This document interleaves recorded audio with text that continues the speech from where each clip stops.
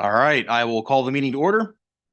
Welcome everyone to our Williamsport City Council meeting. It's Thursday, July 24th. We're in Trading Chairs at 2/3 floor. Please rise for the invocation, followed by the flag salute.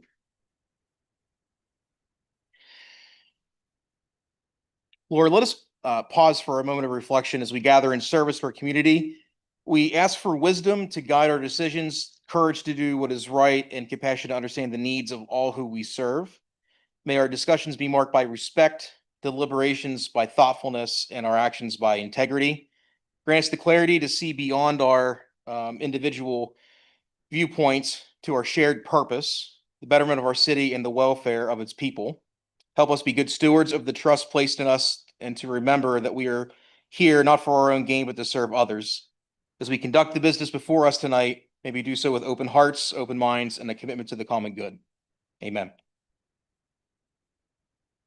I pledge allegiance to the flag of the United States of America and to the republic for which it stands, one nation, under God, indivisible, with liberty and justice for all.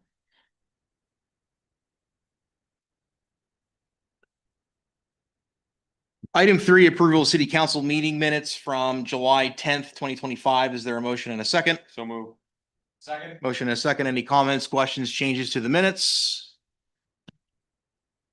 Sorry to make a comment. No, not yet. Okay, sorry.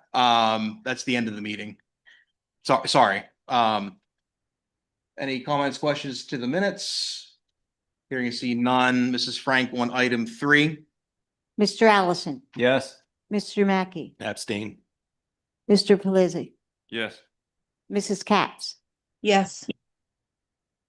Mr. Biter, Yes. Mr. Yoder. Yes, motion passes. What, 5-0-1, Yep. right? Yep. All right. We'll move to item 4. We have a presentation from PFM on the financial section of the strategic management planning program that we are currently going under or going through, excuse me. I will there. Yeah, I will turn it over to our team at PFM to introduce ourselves and kind of walk us through what that first portion of the process has yielded.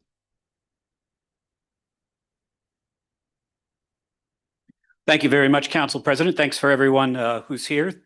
It's very good to be here in Williamsport. I think the last time I joined you was virtually. We've been in the city a bunch of times since then. And as I mentioned before, some personal connections to the city. My brother went to Penn College of Technology, and I've been to many, many athletic events at Lycoming College over the years. So nice to be here in a different capacity tonight. I want to recognize the other members of my team. The one you will not hear from tonight is Bob McDermott. If there are any department directors in the crowd, which I saw, I'm assuming you're the fire chief. Okay. Well, we will get to meet with you tomorrow. Lika Janssen, who will help me in the presentation here. One of the questions that often lingers in the back of people's minds when we give this presentation, sometimes they're afraid to ask it, sometimes they are not, is who's paying for you? And the answer is that guy right there. Jonas Crass is a representative of the State Department of Community and Economic Development. Our work is largely grant funded, so I did want to just recognize Jonas and, of course, Mayor Slaughter.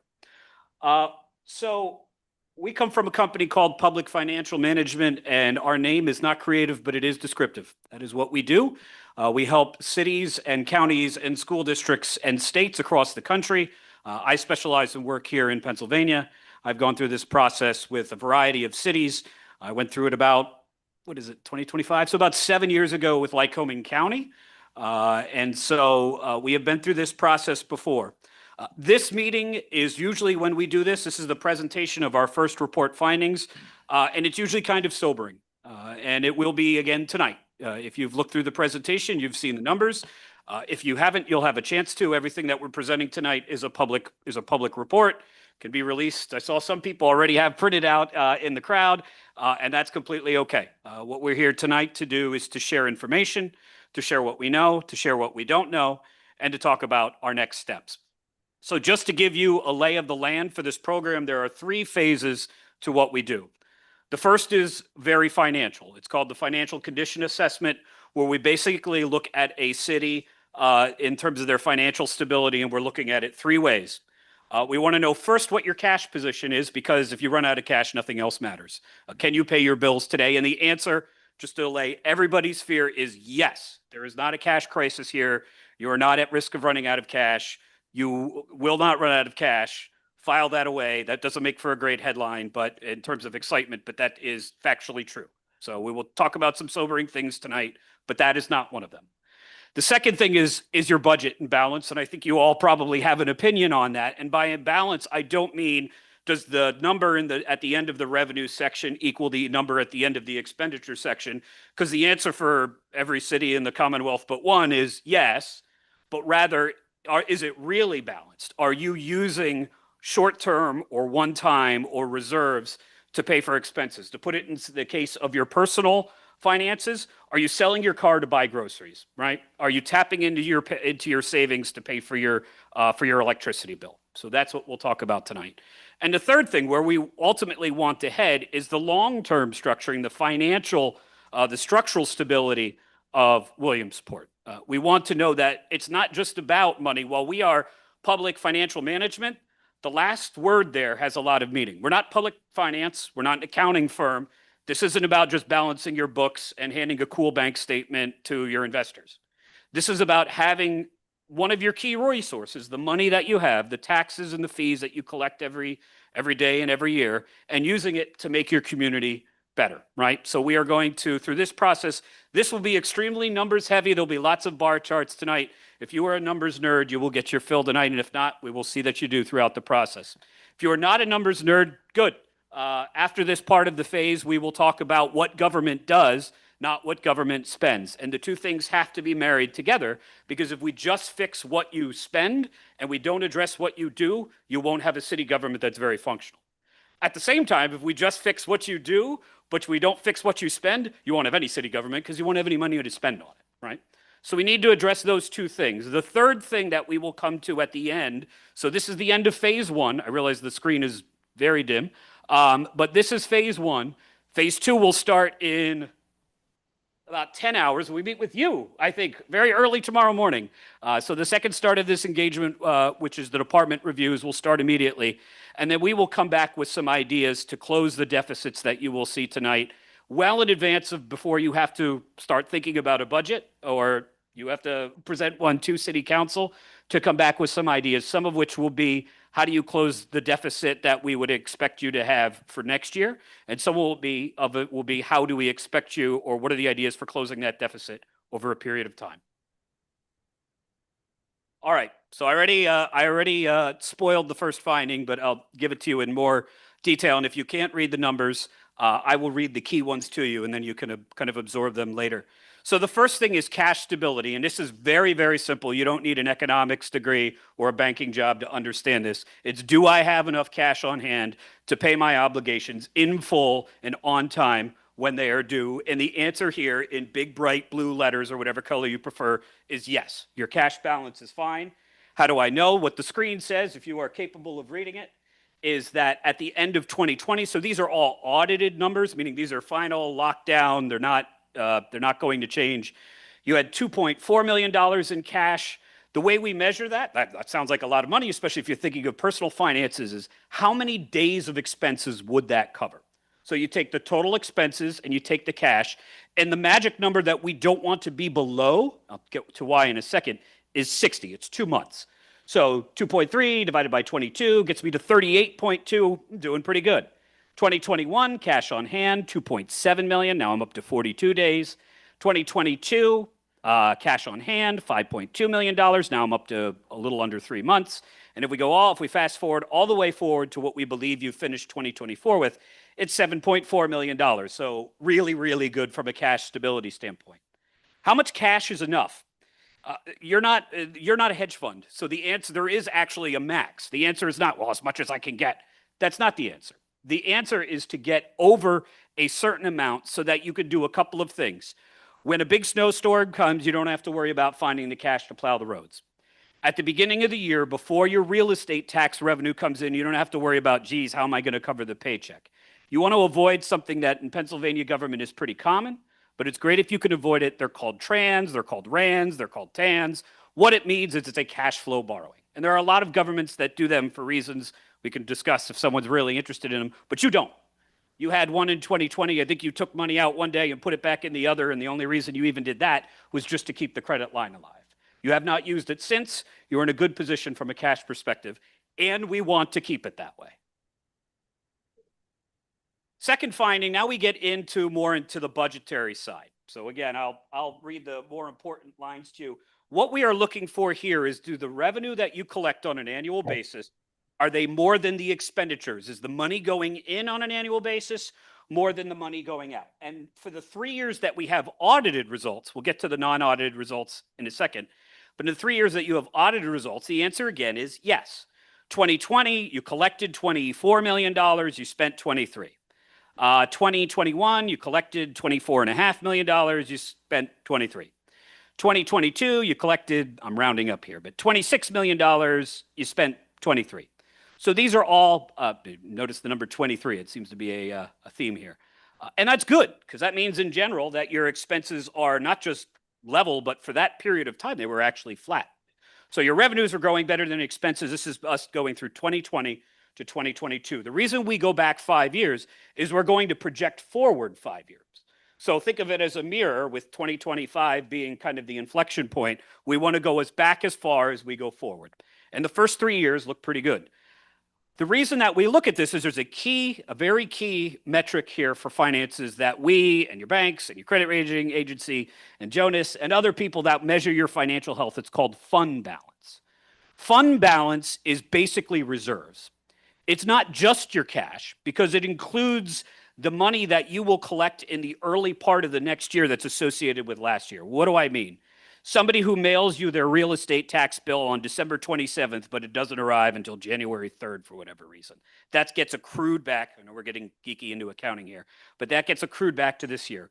So your fund balance also will take into account the bathroom sink in City Hall broke on December 28th and we didn't pay the bill until January 3rd, right? So it captures the full year worth of benefits. And again, we want that reserve to be about 60 days at a minimum. There are reasons to have it higher, but we want it to at least be 60 days or 17%. And if I look at the bottom line here for where you were, 2020, it was 16.5%. So you're within shouting distance of the number. 2021, you're at 21.5%. Now you're over it. 23 or 22, you're at 31%. So again, doing well up through the first couple of years, and the fund balance is something that, again, we want to protect. It's not quite as crucial as the cash, because if you run out of cash, nothing else that we're doing matters, but it's still very important. All right, that's the good part of the story. Let's talk about after 2022. These are non-audited numbers.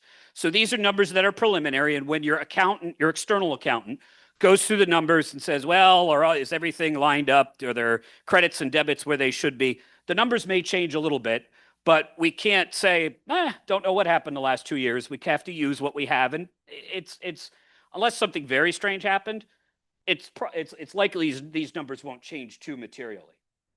And so what happens is 2020, and again, I know the numbers are hard to read, 26 million in revenue, 26 million in expenses. These numbers are a little different because they measure a different part of government, but you're basically balanced. You have a small surplus. Think of it as the money I brought in for my paycheck was a little bit more than the money I spent. 2021, the positive surplus is a little more. 25 spent, 25 collected, 24 used. You're at $1 million surplus. So that's a healthy amount. And also keep in mind, we all know what was happening in 2020 and 2021. The world was falling apart in various ways. So the fact that you were able to turn those results at a very tumultuous time is, that's a good result. 2022, $27 million spent, $24 million collected. Now it's $2.5 million. But now we bring in an important variable here that's called ARPA.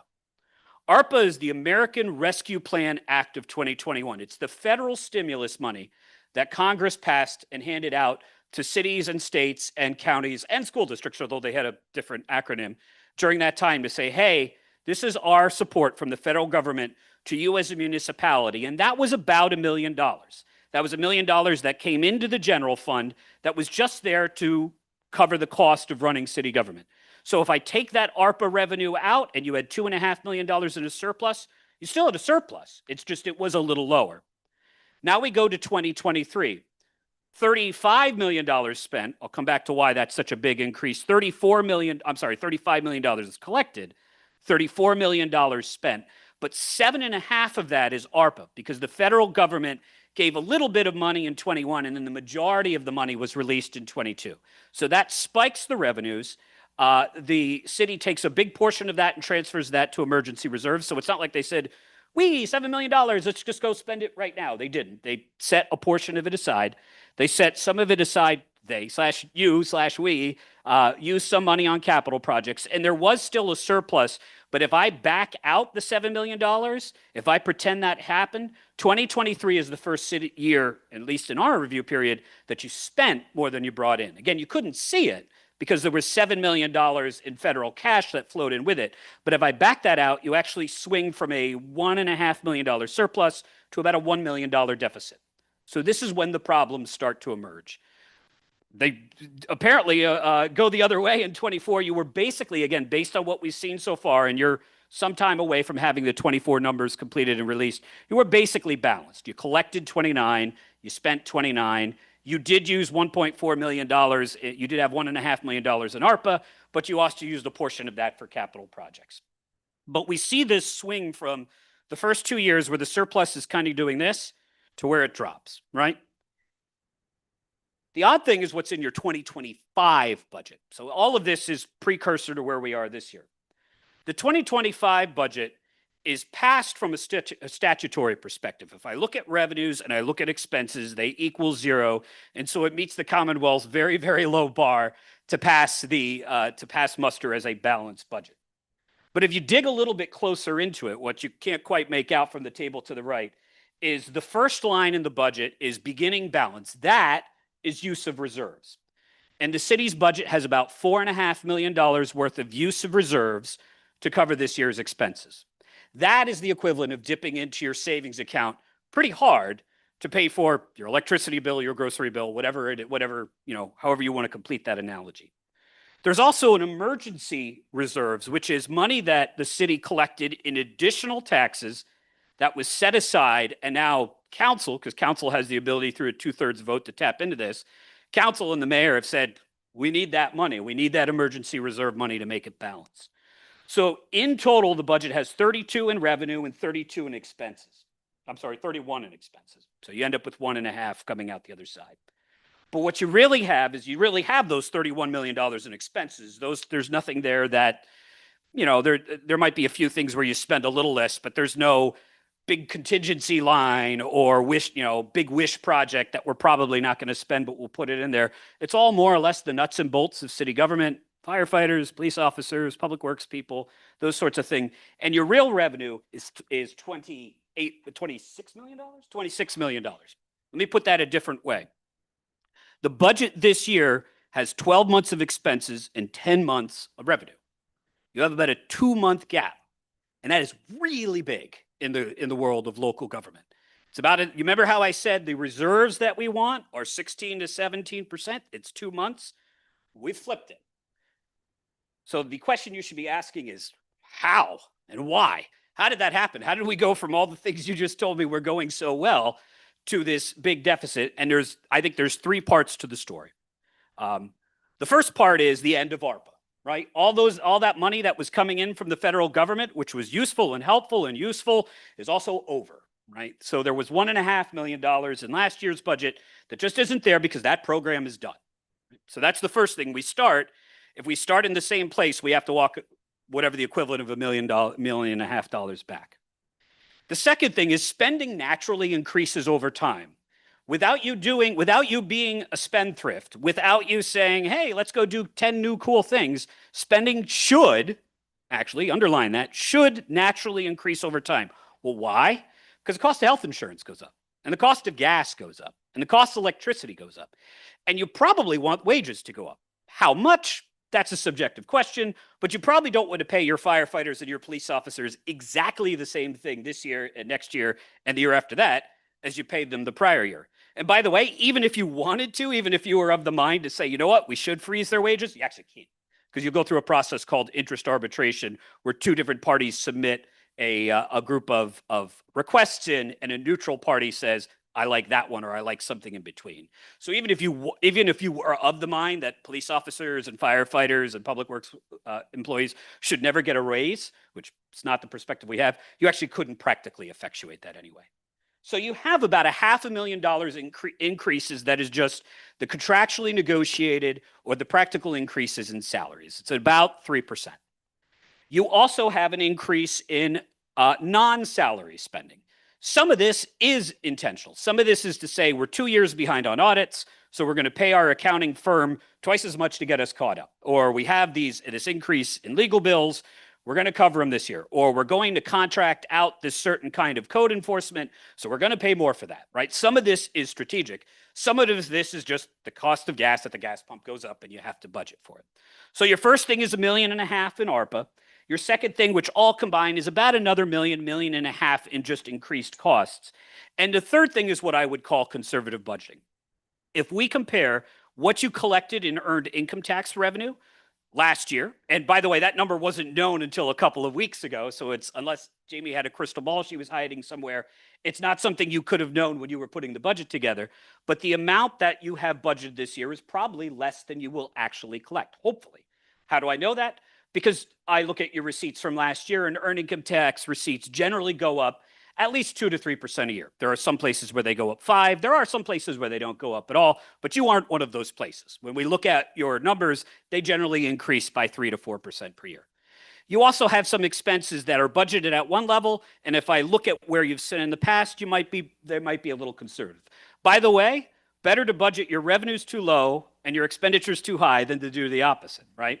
Because all of the positive variance here helps you produce a better example.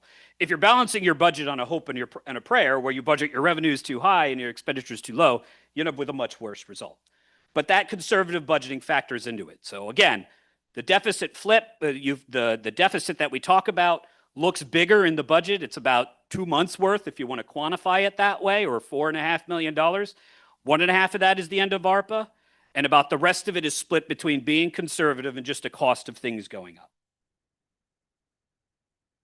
One last thing before we move on. Why do we spend all this time talking about the past when what we are here to do is to write a plan for the future?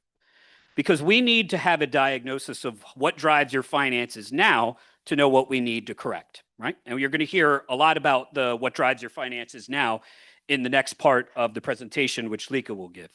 But here's the thing to hold in your mind. We are starting our projection with your 2025 budget. Think of that if you're playing a board game, that's space number 1. And that is a $4.5 million deficit, because that's what your budget says. We will revise your numbers and review them throughout the year to see if that $1.5 million or so of conservative budgeting, can we get rid of that? Are you going to really do better than we said? And can we shrink that deficit down to a manageable number? But even if we take the most optimistic scenario here and we say, hey, all of the conservative budgeting was too conservative, it's still a $3 million deficit. So it's still a significant deficit that we need to fix. Lika will explain the more technical part of the analysis that we've done, and then I'll come back to wrap it up with some thoughts on some next steps. Thank you, Gordon. Hello, everyone. Again, my name is Lika Janssen. I work with Gordon and Bob at PFM, and I have done sort of the technical analysis here, and I will explain all of that to you in the next couple of slides. So we did something called a baseline projection, which is what the financial condition assessment is about. So that first part, and what a baseline means is very important. So a couple of disclaimers here. First of all, is that the baseline represents what we call a status quo scenario, or essentially like taking your hands off the wheel, right? So what Gordon says, that we start in 2025 with the 2025 budget, and we say, okay, what if you did nothing? What if you did nothing right now at all? You made no policy decisions, you didn't add any staff, you didn't raise taxes, you didn't do anything of the sort. What would happen? So that's the first disclaimer. The second one is that we're not predicting what the city of Williamsport finances will look like in the next 5 years. So this is not a prediction. It's an analytical tool. It's what Gordon explained. It's a tool for us to find out where those structural imbalances are located so we can actually look at them in more detail. And then the third one is sort of on the flip side, this is also not a worst case scenario. So the baseline scenario is one where we don't make any sort of additional revenue assumptions like tax increases of the sort, but we also don't assume that you might have to make any additional capital expenses. Like maybe something happens that you need to pay for. We can't account for that in a baseline scenario. So this is also not sort of everything is much worse than we expected. So this is a pretty straightforward analysis of the revenues and expenditures. The next couple of slides, really until Gordon wraps it up, are going to explain the assumptions that go into all of the revenue and the expenditure numbers. And we do that by category. So I'm going to try to keep the tempo in a little bit for you here, but we're going to start with the big picture. So I can't say it's very red on that screen, but on that one it is. So this shows you from the 2025 budget what we project the budget deficit will be in the next 5 years. So as Gordon explained, you start with $4.6 million in the red, and that grows to $6.4 million in 2030.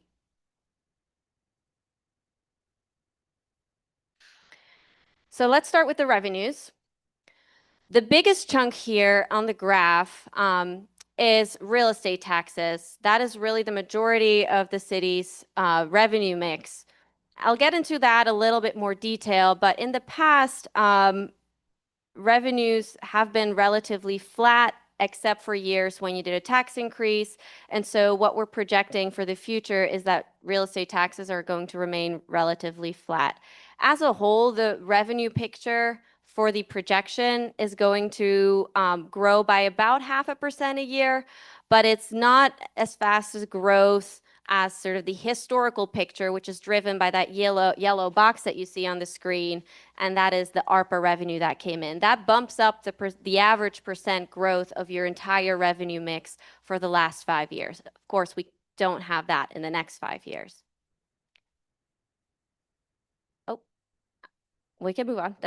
Yeah, I was going to talk briefly about the other taxes, which is a blue box, which includes earned income tax and business privilege tax. BPT has seen some strong growth in the past 5 years, which is in part due to some additional efforts to collect on delinquent BPT, which is great, but we can't project that that will happen again in the next 5 years. So we're projecting about 2% for BPT. Earned income tax, we have about 3% growth, which grows sort of at the same rate as sort of household income. And then I already explained, and Gordon has explained this as well, that ARPA was $10 million over the span of 3 years, which bumps up sort of your historical growth rate on revenues, and we don't have that in the next 5 years. You can move on to the next one. So again, I wanted to do a bit of a deeper dive into what drives those taxes, because the taxes are the majority of what drives the budget here. So real estate taxes are, oops, I can't read that well. Real estate taxes are levied on the assessed value of land and buildings. And so the gross assessed values, which is the top line of that top table there, have been going down over time. So in the yellow boxes, you see the years that the city has increased the millage rate. That's the only time that the revenue for the city goes up. So that's the assumption that we'll use going forward. If we do not change the millage rate, that revenue won't go up either. In fact, it will go down a little bit because it is it's a function of the gross assessed values, which is declining. EIT, on the other hand, which we describe on the bottom of the chart here, is driven by household income and net profits of residents. Those, as Gordon explained, are usually see some positive growth, and in the projection period, we use a 3% growth rate for earned income tax. Flipping to the expenditure side, this chart is very clear about where the majority of the costs of the city lie, and that's with personnel, like with any other municipality. And I'll get into that a little more on the next slide. Overall, though, in the past city's expenditures grew at an average of about 2.5% a year. But in the future 5 years, in the coming 5 years, we lower that a little bit, again, because we don't have the influx of the ARPA that is then that you're able to spend. And we project about 1.5% over the next 5 years. The projections incorporate existing debt, so the GO bonds that the city currently has are included here. It includes also some capital expenditures, but nothing that goes above and beyond sort of what the per department capital expenditures are, and I'll explain that more later. Most of the yellow, orange, and red boxes here are operating expenditures, and they grow by about 2% a year. It's inflationary cost really that's driving these boxes. So diving a little bit more into the personnel cost projection. Again, I explain here, personnel costs are 75% of the budget, and we project that the costs will grow by about 2% per year. That's a little lower than what the historical numbers show, again, because we're assuming that the city is not going to add any headcount, which was the case in the last 5 years. Salaries and wages, which is the beige looking block here, grow by about 3.3%. That's a mixed growth rate of all the bargaining agreements, growth rates or base wage increases. We follow those agreements and assume that nothing changes about them in this baseline projection. We also have the small sliver of blue there. That's essentially other cash compensation, which includes overtime and some severance pay. We did make one adjustment, which is something that we do in collaboration with the finance department. So thank you to the finance department for all your help with this. When we looked at the 2025 budget and we looked at the overtime numbers, we noticed that they looked a little low. So when we review these numbers, we go into a little bit more depth and find out whether or not it's appropriate to grow the projection off of a number that might be on the low end. So what we did, in fact, with the overtime number here is in 2026, we bumped it up a little bit to a post-COVID 3-year average. So essentially, post-pandemic, what was about the overtime that the city was paying for, and that's the number that we're taking forward. Employee health insurance, the city is self-insured. And this was a similar thing where the 2025 budget had a 10% increase compared to what the city spent in 2024. But when we look over 5 years of historical numbers, the city's costs on health insurance only grew by about 2.2%. So to us, it didn't make a lot of sense to go, okay, 10% from 2024 to 25 and then tack on another 7 to 8% or something that is actually more in line with other municipalities. It seems like Williamsport is growth rate on health insurance is a little lower. So we were a little bit more conservative here and applied the 2.2% on the 2025 budget for the projection period. One that we wanted to dive into in a little bit more detail is the pension contributions. Another disclaimer, we are not actuaries, and so we do not do the pension contributions, and we kindly asked your actuary to provide this for us, which they did. And what you can see here is that the 2025 budget compared to what's projected for 2026 looks quite low. There's a big jump coming up for the pension contribution, really on all three of the pension plans for the city. And it is about $700,000, $715,000. The actuary explained that it is investment losses. So this is based on a 2023 valuation report. So at that point in time, they look at the pension valuation, and based on whether they had investment gains or losses, they then sort of add that to the projected pension contribution. So that's something we wanted to highlight to the city, that is coming up in the next year, that there's going to be an additional $700,000 compared to what's in the 25 budget. After that, it sort of goes down and up a little bit, and then sort of drops again in 2030. So lastly, I already touched on this, is that the baseline projection includes what is known and sort of signed into law and sort of agreed to, which includes the general obligation debt that the city pays for every year. So those are the what you see in the chart. That's the debt service that the city is obligated to pay on that. You see that that drops a little in 2029 and 2030.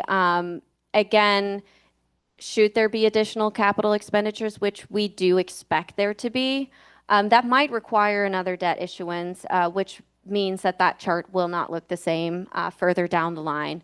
So the baseline projection and the result of that red chart that you just saw with the deficits includes these, but not any additional debt service issuances.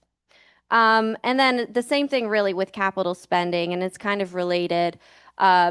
What's included in the baseline projection is the 2025 budget has departmental capital budgeted line items. Essentially, every department has some amount of capital expenditures budgeted into it. And I think it adds up to about $700,000 as well. So that's the amount that we're carrying forward flat. We're not growing that. We're not assuming anything in addition to that. So this is a really basic and low expectation on debt and capital for the city for the next couple of years. I guess I should mention the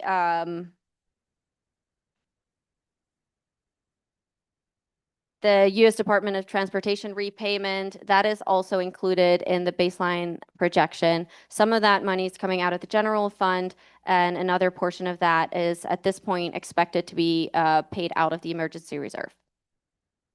I'll pass it back to Gordon. Thank you. Okay, so that's the sobering picture, and let's talk a little bit about next steps and how we address it, right? So 2 3-word pieces of advice here as we start this. The first one is don't freak out, right? This is a sobering picture, but you had $7.4 million in cash that you brought into this year. You're not in danger of the lights going out or laying off your police department or any of those other things, right? You have some resources to work with here. The second 3-word piece of advice is take it seriously, because the budget is badly out of balance, at least as it's presented on paper, right? Again, not too many of you would say, hey, I think I'll spend 12 months and only take 10 months worth of paychecks this year, right? So we need to get that back into balance. Those are the 2 overview pieces of information here. Okay, so that sounds clever, but how do you do it? Tomorrow starts the second part of the phase. This is all very numerical, and if you love spreadsheets, this has been a lot of fun for you. But that's not what city government is. It's not one giant spreadsheet. It's not a bank account. It's the people. I'm assuming at least some of the folks here are employees. I'm not sure. We'll learn over the next couple of weeks. But it's what city government does. Right? So we need to get that part of your story. What does city government do and why? Because spoiler alert, when we come to the end of this process, we're going to have to talk about service levels. Right? We're not going to solve let's call it a $3 million deficit, right? Let's take the optimistic perspective that the first $1.5 million that might not be real because you might do better than we thought. Let's take that off the table. Let's call it a $3 million deficit. We're not going to get there by just hoping that revenues increase, right? This deficit is large enough where we have to put everything on the table to talk about it. It would be a lot of fun and maybe gratifying to take an ideological position now. Well, we're not going to do tax increases. Well, we're not going to touch public safety. We're going to look at it because it's a $3 million deficit and you don't really have a choice, right? Just to be very blunt about that. Doesn't mean we're going to do all of those things. Doesn't mean we're going to do any of those things, but we're going to spend some time talking with your departments about what they do and why they do it to get a sense for prioritization. The other side of this is to come back to you probably in, we'll say, mid-September with a couple of big pieces. We will look at everything, but we will not solve a $3 million deficit $10,000 at a time, right? We won't solve that by turning the lights off when we leave, carpooling to the next conference, cutting our paperclip budget. It's going to be harder than that. And I just want to prepare you for that. And we're going to have to come back with some big ideas. Yes, we're going to come back and we're going to say this is what this type of tax increase would be worth. May not decide to do it, may be painful. It's going to be on the list, right? We're going to come back and talk about headcount reductions because, again, what you spend money on is people. We can't close a $3 million deficit by turning off the lights at night. We have to talk about people. Again, doesn't mean that we will do that. You will do cuts. All of these are recommendations. Doesn't mean that it will be in the final report, but we do have to take a look at that. We'll have to take a look at some short-term things which are not great, but might be necessary to get you to the out years. Well, what does that mean? If you have $7.4 million in cash, and let's say you use 2 of it this year, we might need another $1 million or so next year. We don't want to drop below that danger point. We don't want to start to get to the point where we're worried about making payroll, but we may need an extra $1 million of cash or so to get us to longer range things. What's a longer range thing? Well, you've heard these 2 words before, but we'll bring up again in this context: home rule.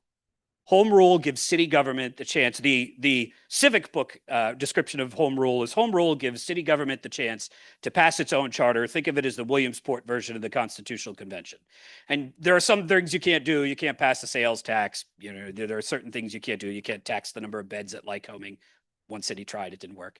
But you can give yourself the flexibility. Right now, your earned income tax, the resident one, is maxed out at 1, which means whenever you want to increase revenues, you got one button, the real estate tax. You just hit it every single time. Home rule gives you some flexibility there. It also gives you the chance to do some different things in restructuring government.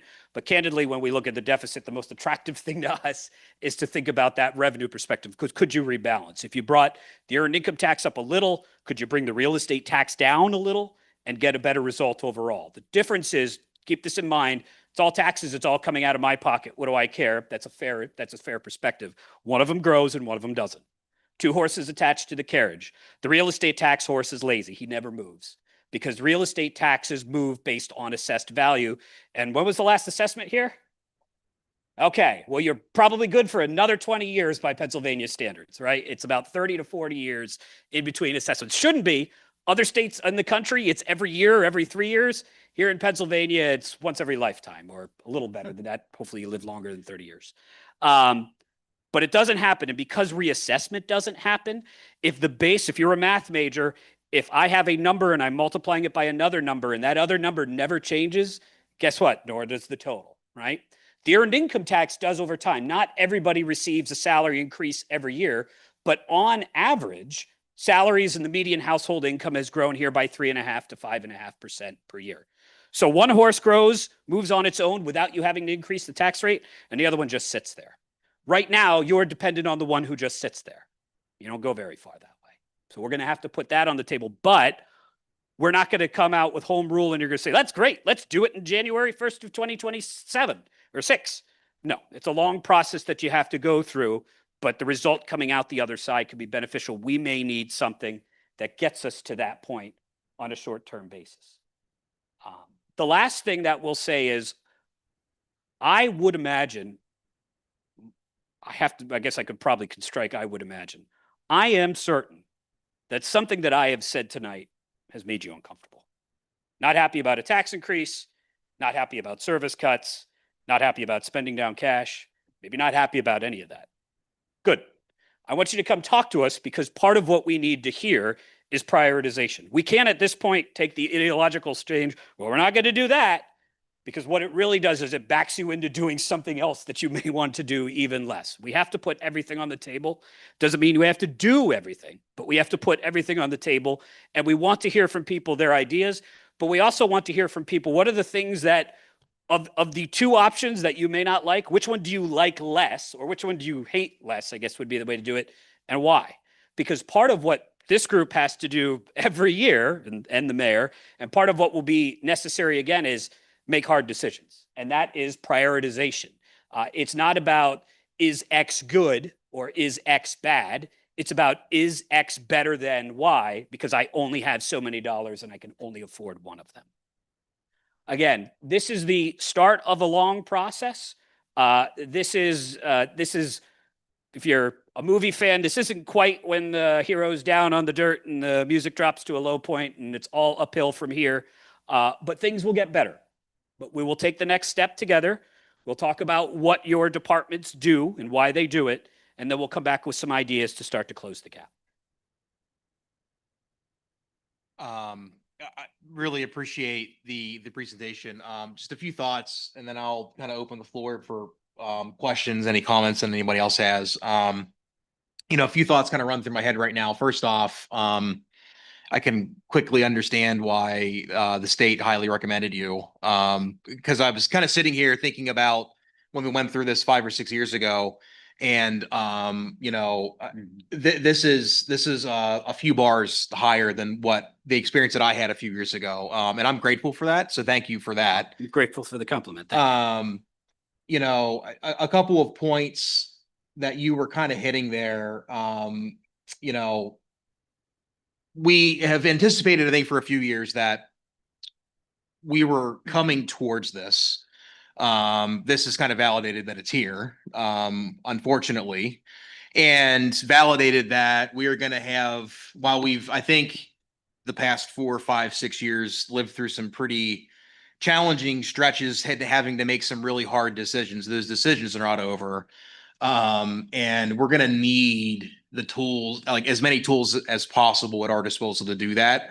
And so I'm excited. I shouldn't say excited. I don't know if that's the right word, but I'm eager to really see what the process yields in really bringing forward different tools. I would encourage all of City Council to have a conversation with our 3 professionals here from PFM. I did that about 6, 7 weeks ago, somewhere in Yeah, there. something like that. I not only learned a lot through it, but I found the dialogue really engaging. I hope that there were some nuggets of wisdom that came out of that that would be useful. I think it's very important they hear from the other 6 members. So I would highly encourage everyone to set up a time. It can be remote, even mine was remote, and do that. Because I know there's a lot of wisdom that I don't have amongst the other 6 of you that they would very much benefit from. And I'd reiterate that message to the administration. The mayor really, I think, championed this second approach here, and I, understand why, and I think it's good. But from especially a departmental level, and even below that, we need to hear from you all as much, because unfortunately, as they kind of referenced, they need to look at everything, and we need to understand everything intimately. So, we really need you all to be a part of that process. And I'm confident you will be. I'm confident that the experience and expertise that you have from serving the city is going to shine through that and be of benefit to them. So I would just thank you in advance for any kind of cooperation you do have as we go into the second step of the process. So I'll get off my, kind of soapbox here a little bit and open the floor for questions or comments from members of council on the presentation, if there are any.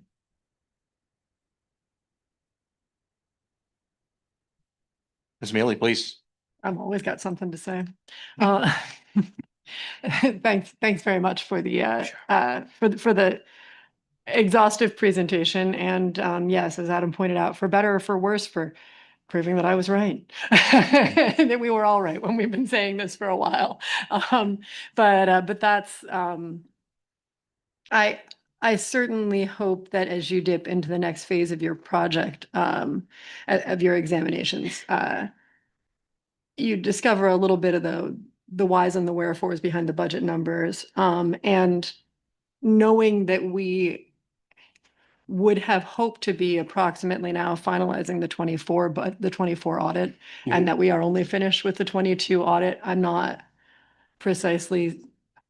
I'm hopeful that some of these numbers will smooth out a little bit. Me too. As we approach the end of those auditing processes. Yeah. Unfortunately, that's not going to happen by the end of this budget year, which is when we desperately need your advice. Right. So, Right.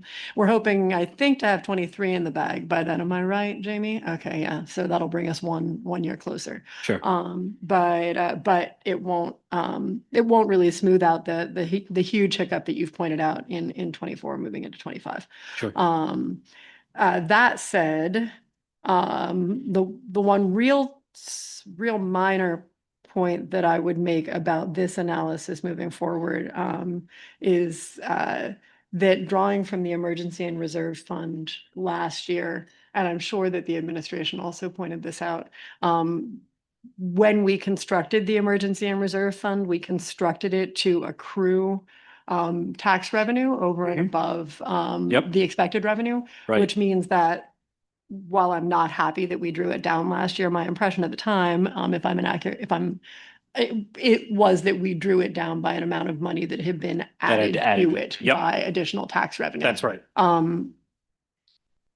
Like I said, not saying that I like that, but it to a certain extent means that that money was not a drawdown of reserves. Yeah. So much as a drawdown of cash balance. Councilwoman, you're exactly right. Of the two things there, that is definitely less bad and maybe not that bad at all. Because we understand what you did there. There is so look, let me just acknowledge, it would be better if you had $1.4 million in additional taxes and you Duh. fixed 5 parks or lowered Right. the real estate tax or did 10 other things, right? Right. So just want to acknowledge that first. Right. But what you are effectively doing is taking revenue and saying, this was better than I thought. I'm going to put it in reserve till I need it. And now I need it. That is sound financial management, right? So again, would be better if you didn't have to, but exactly right.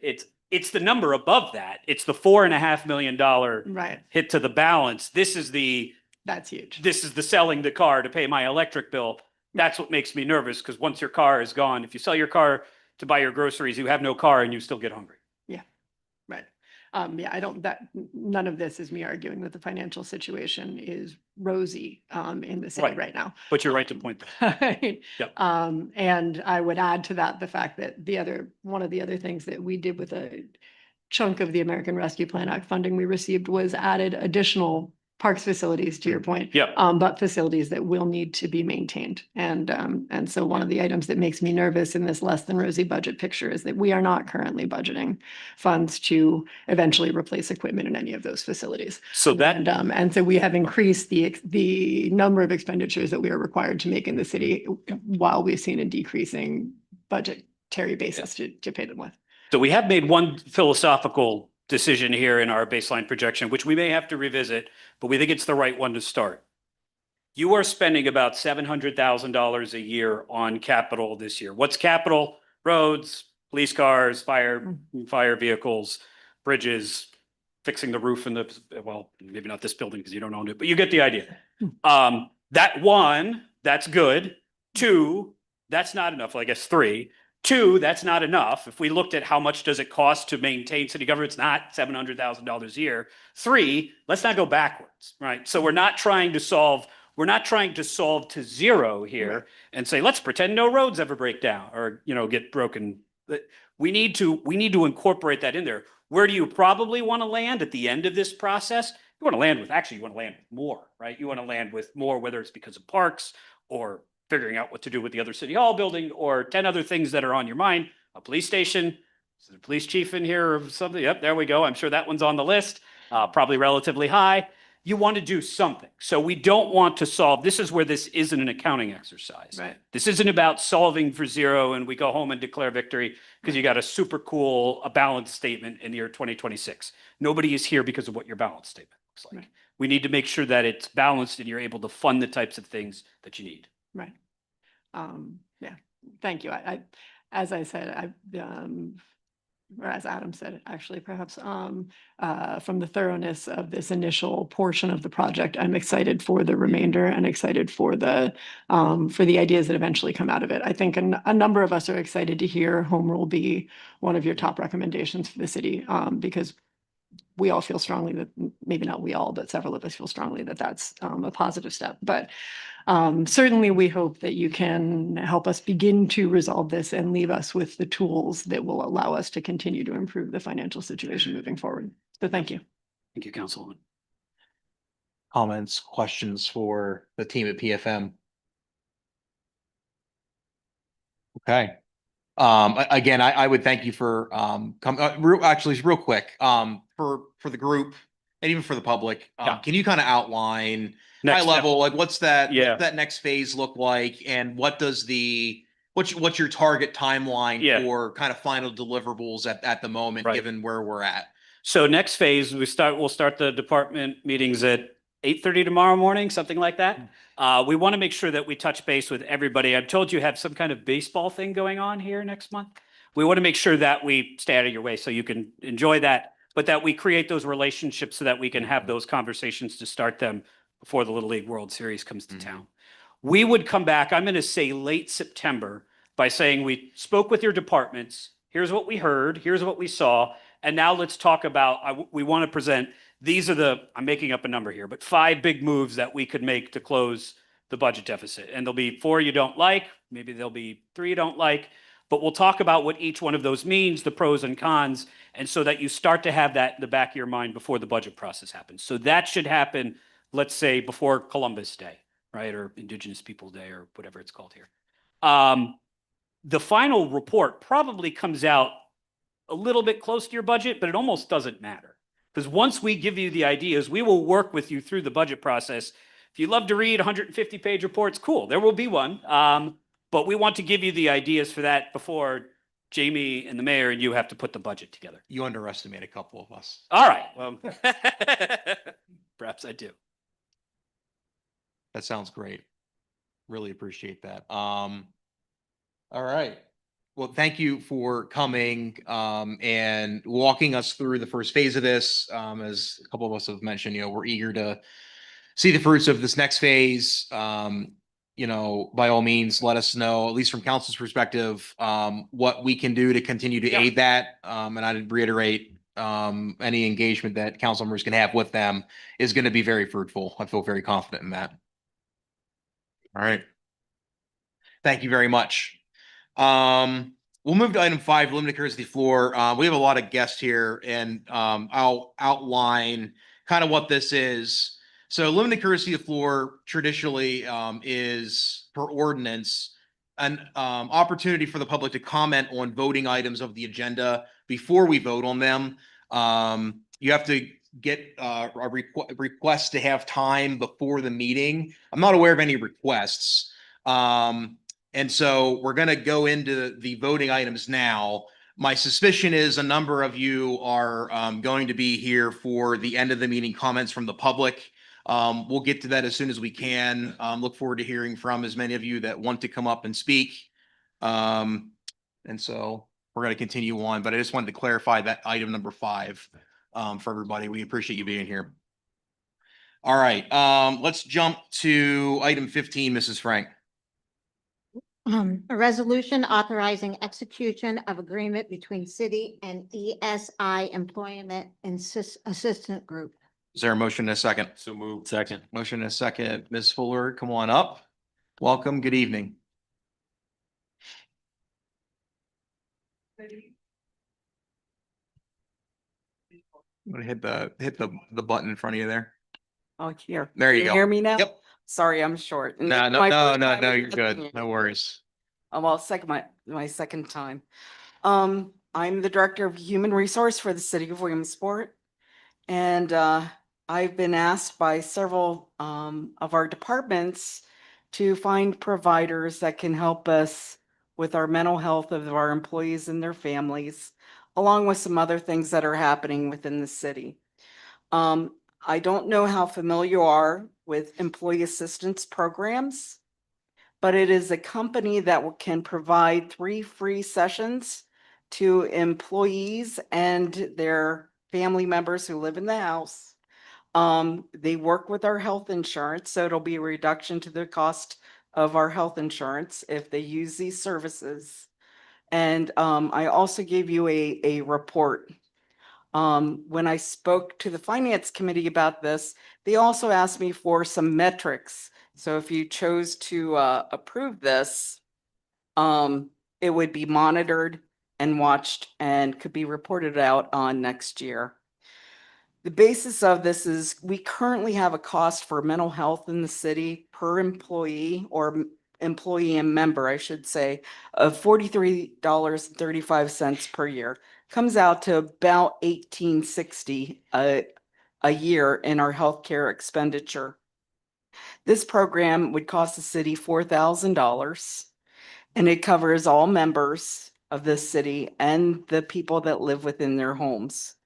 The goal or target is that it would pay for itself the first year by having people who currently use our healthcare to provide these services to use the EAP or Employee Assistance Program to set up for the counselors and have discussions on their mental health. It also provides free training for software like Microsoft Office and other things like that. And it supports management by giving management training classes that can be taken on their own time from their home online. In the packet, you also have a flyer that discuss all the programs that this offers. It is a basic cost of $25 per employee for the year 2025. I've worked with this company before through Wire Rope, and the prices do not increase. I was there 10 years and my expense did not increase at all. Lycoming College uses them. So does the Williamsport School District in RVT and multiple manufacturers in our area. So they know what they're doing and it's a very reasonable cost that we can recoup. Does anyone have any questions? Ms. Mealy, I don't know how in depth you got in finance. I think it was just you, but anything to kind of chime in on? Yeah, really all that I said was that I thought that we would want to be able to see some evidence moving forward that this had perhaps reduced the overall cost to the city by implementing this as an option. And that I felt going into the that I think that as as a program to offer to our employees, I certainly hope that it is utilized and I certainly hope that our employees benefit from it. But above and beyond that, what was likely, I think, given the presentation that we just heard, to speak to the majority of city council, was the idea that we could reduce overall healthcare costs by implementing a program like this that was a little more accessible to our employees and a little easier to utilize upfront. And so I had requested that Ms. Fuller provide us with a handful of references that had positive experiences with this program for their employees and for their budgets. And did you actually directly speak to any of the references you cite, Ms. Fuller? I tried to reach out. I received them yesterday and I did not actually speak to any of these people yet, but I did provide their names so that we can do some research if you want some time to think about this. The contract that was written was to go into effect September 1st. I kind of wanted to get to you guys before August. So you had a chance to talk and, Right. think about it. Yeah, I think that makes sense. So yeah, but it does seem as though we could push back to the August meeting if we, for some reason, wanted to follow up with references at all. It's not a huge chunk of money, it's just that in a year when we're talking about, as Ms. Fuller says, likely it will come back to us so that I don't know that the expenditure is a big concern if we can realize savings on the other side. But it's a little bit of a gamble to take when we know that our financial picture is bleak for next year. So that would be the report from the finance committee. Otherwise, I think this sounds like something that were I to be insured under the city of Williamsport next year, I would, more than likely take advantage of in some capacity or another. And I certainly suspect that our employees will. Yeah. Any comments, questions from other members? Adam, I do. This is Bonnie. Yep.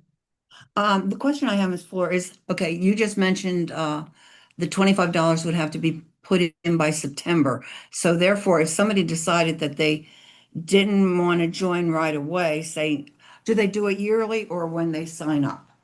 This is a no expense to the employee unless the city prefers to charge them for it. No. $25 is the cost per head. The total bill to the city would be $4,000 to participate. Part of the service also, we would receive monthly reports on how many employees were actually using the program, and they don't give us names and they don't give us details about what they used.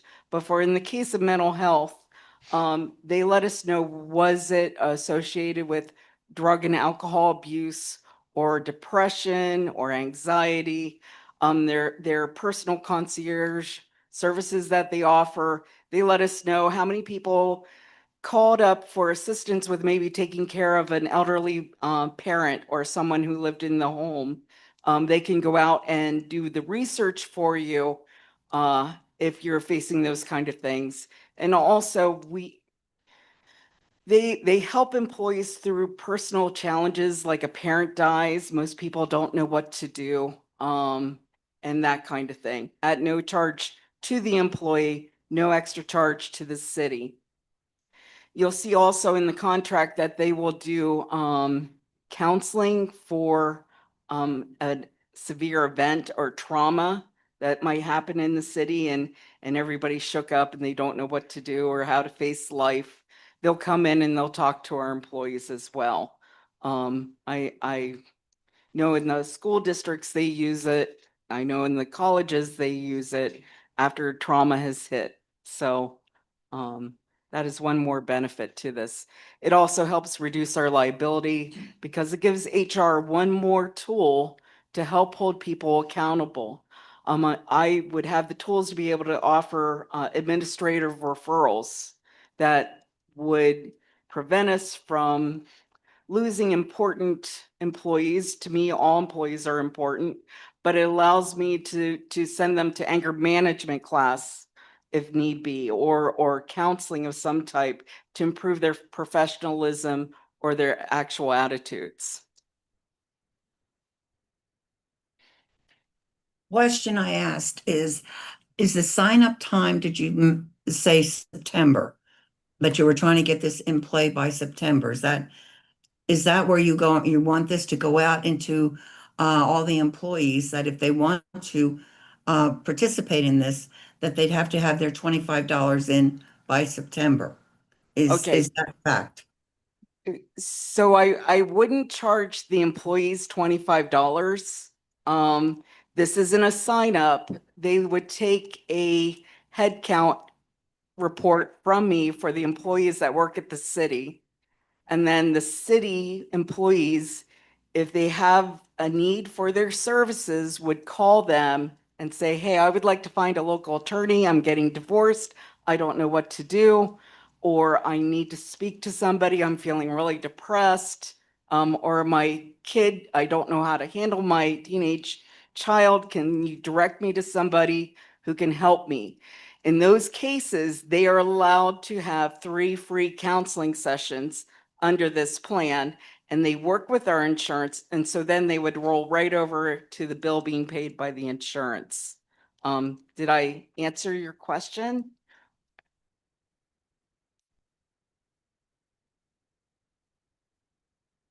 Bonnie? Juan, are you there? I'm sorry, I forgot to unmute myself.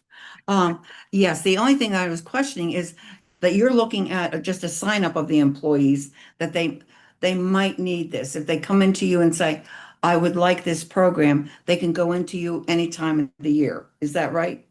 That's right. Or they can call them on their own. They don't need to come to me or their supervisor. This is something very personal in nature. So some of these things, they don't want to share it with coworkers, but they need the services available to them.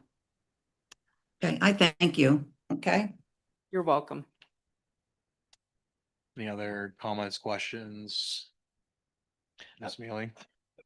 So personally, before I feel totally comfortable voting on this, I really wouldn't mind talking to a handful of local references about it. If everyone else would be okay, I'd make a motion to table this item until August. Second. It's a small expenditure, but I'd just like to kind of understand how it's utilized elsewhere in Yeah. the community. Yeah, fair. All right, there's a motion and a second. Any other comments, questions on tabling? Mr. Biter. I'm going to be voting no to table this, and the reason why it is a very small expenditure, and the services that are going to be offered to the employees, I think, are going to far outweigh any kind of a $4,000 fee for this first year, with metrics in place that are going to at least show us, are these services being taken advantage of in that first year? I don't think we really have any way to go wrong with this at this point, because one individual taking advantage of this could cost well and above what that $4,000 fee is. And it could catch an issue that could lead to a catastrophic event otherwise. No, I'm, I see it at that point too, Adam. To me, it's, and I think, Ms. Fuller, even said that at the meeting. That, you know, that she's seeing that there's an uptick of people that are looking for programs like this. And it will help. Not, if you're mentally okay, then you're going to be physically okay. So therefore, I think this should be got out there because it's going to be important that this goes out to all the employees, that they know what they're doing, getting and what they can, how they can use this. Liz, do you still want to table it? I mean, It really doesn't matter to Okay. me that much one way or the other. yeah, My point was. let's try it we're out. gonna And do if some you want to due rescind it, let's try it. Let's Yeah, rescind we'll your rescind it. table. Let's Sure. try it out. Okay.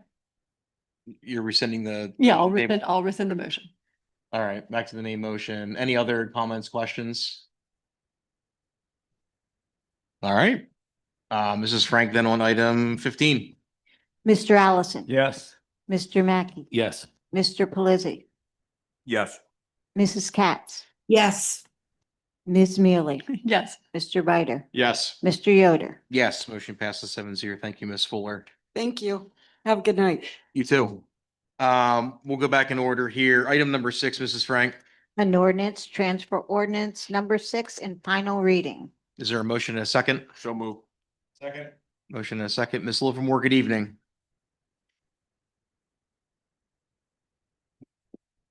Good evening, council. I'm back again. Okay, this is the final reading of transfer ordinance number 6. We went over this, I think, in the last meeting. It's just a change to the Act 13 budget. This allows us for the 10% match for the PFM project that we just listened to. Second reading. Any comments, questions before a vote? All right, here you can see none. Mrs. Frank on item 6. Mr. Allison. Yes. Mr. Mackey. Yes. Mr. Pelisi. Yes. Mrs. Katz. yes, Ms. Mealy. Yes. Mr. Bider. Yes. Mr. Yoder. Yes, motion passes 7-0. Item 7. An ordinance transfer number 6 in first reading. Is there a motion and a second? So move. Good evening again. So I do know this is transfer ordinance number 6, but this is transfer ordinance number 6 in the budget year of 2024. So this is actually part of what you were speaking about earlier, Ms. Mealy, the transfer of the excess of tax budget to the emergency reserve. This is the requirement based on the ordinance when you created the emergency reserve. Anything above the budgeted tax for that year needs to be moved into the emergency reserve, and that's what this is doing. This is just an ordinance actually physically doing that for the tax year, tax revenue for 2024. Any comments or questions on the first reading by members? Here you can see none. Then Mrs. Frank on item 7. Mr. Allison. Yes. Mr. Mackey. Yes. Mr. Pelisi. Yes. Mrs. Katz. yes, Ms. Mealy. Yes. Mr. Bider. Yes. Mr. Yoder. Yes, motion passes 7-0. And then item 8, Mrs. Frank. An ordinance, transfer ordinance number 10 in first reading. Is there a motion and a second? So move. Second. Hello again. Okay, so transfer ordinance number 10 is for budget year 2023. I believe we had planned on doing this months ago, and I think it just got lost in the shuffle, but this is to initially move the excess for 2023. Even though we plan to move it back into the general fund, we still have to move it into the emergency reserve, and then we have in 2025's budget a line item to move it back, if that makes sense. This is what, again, the same thing as the previous one. Is there any comments or questions on this item? All right, here you can see none. Mrs. Frank, item 8, please. Mr. Allison. Yes. Mr. Mackey. Yes. Mr. Pelisi. Yes. Mrs. Katz. yes, Ms. Mealy. Yes. Mr. Bider. Yes. Mr. Yoder. Yes, motion passes 7-0. What's up, Liz? Sorry, I just should have asked this question first. Will we then need to transfer the money back? Okay, Mhm. all right. This is just like a housekeeping item. Okay, because- yes, but I'm saying, so we'll get Yeah. more housekeeping items to transfer the money. No, back. because we created a line item in the 2025 budget to move it back. So we have to, this is just to move it in and then the line item will move it back. And I also wanted to mention that we are wrapping up the 2023 budget or 2023 audit items that we had talked about. So that's fantastic. going very Good, well. good, yeah. It just was, it felt as though there was a transition point between those numbers they were showing us, and I felt as though some of that was related to the audited numbers versus the unaudited, so that the closer we can get them, I think the better. Thanks. All right, thank you very much. Thank you. We'll move to item 9, Mrs. Frank. Resolution authorizing hire of appraisal firm for various transit properties. Is there a motion and a second? So moved. Second. Motion and a second. Mr. Kenyon, the floor is yours.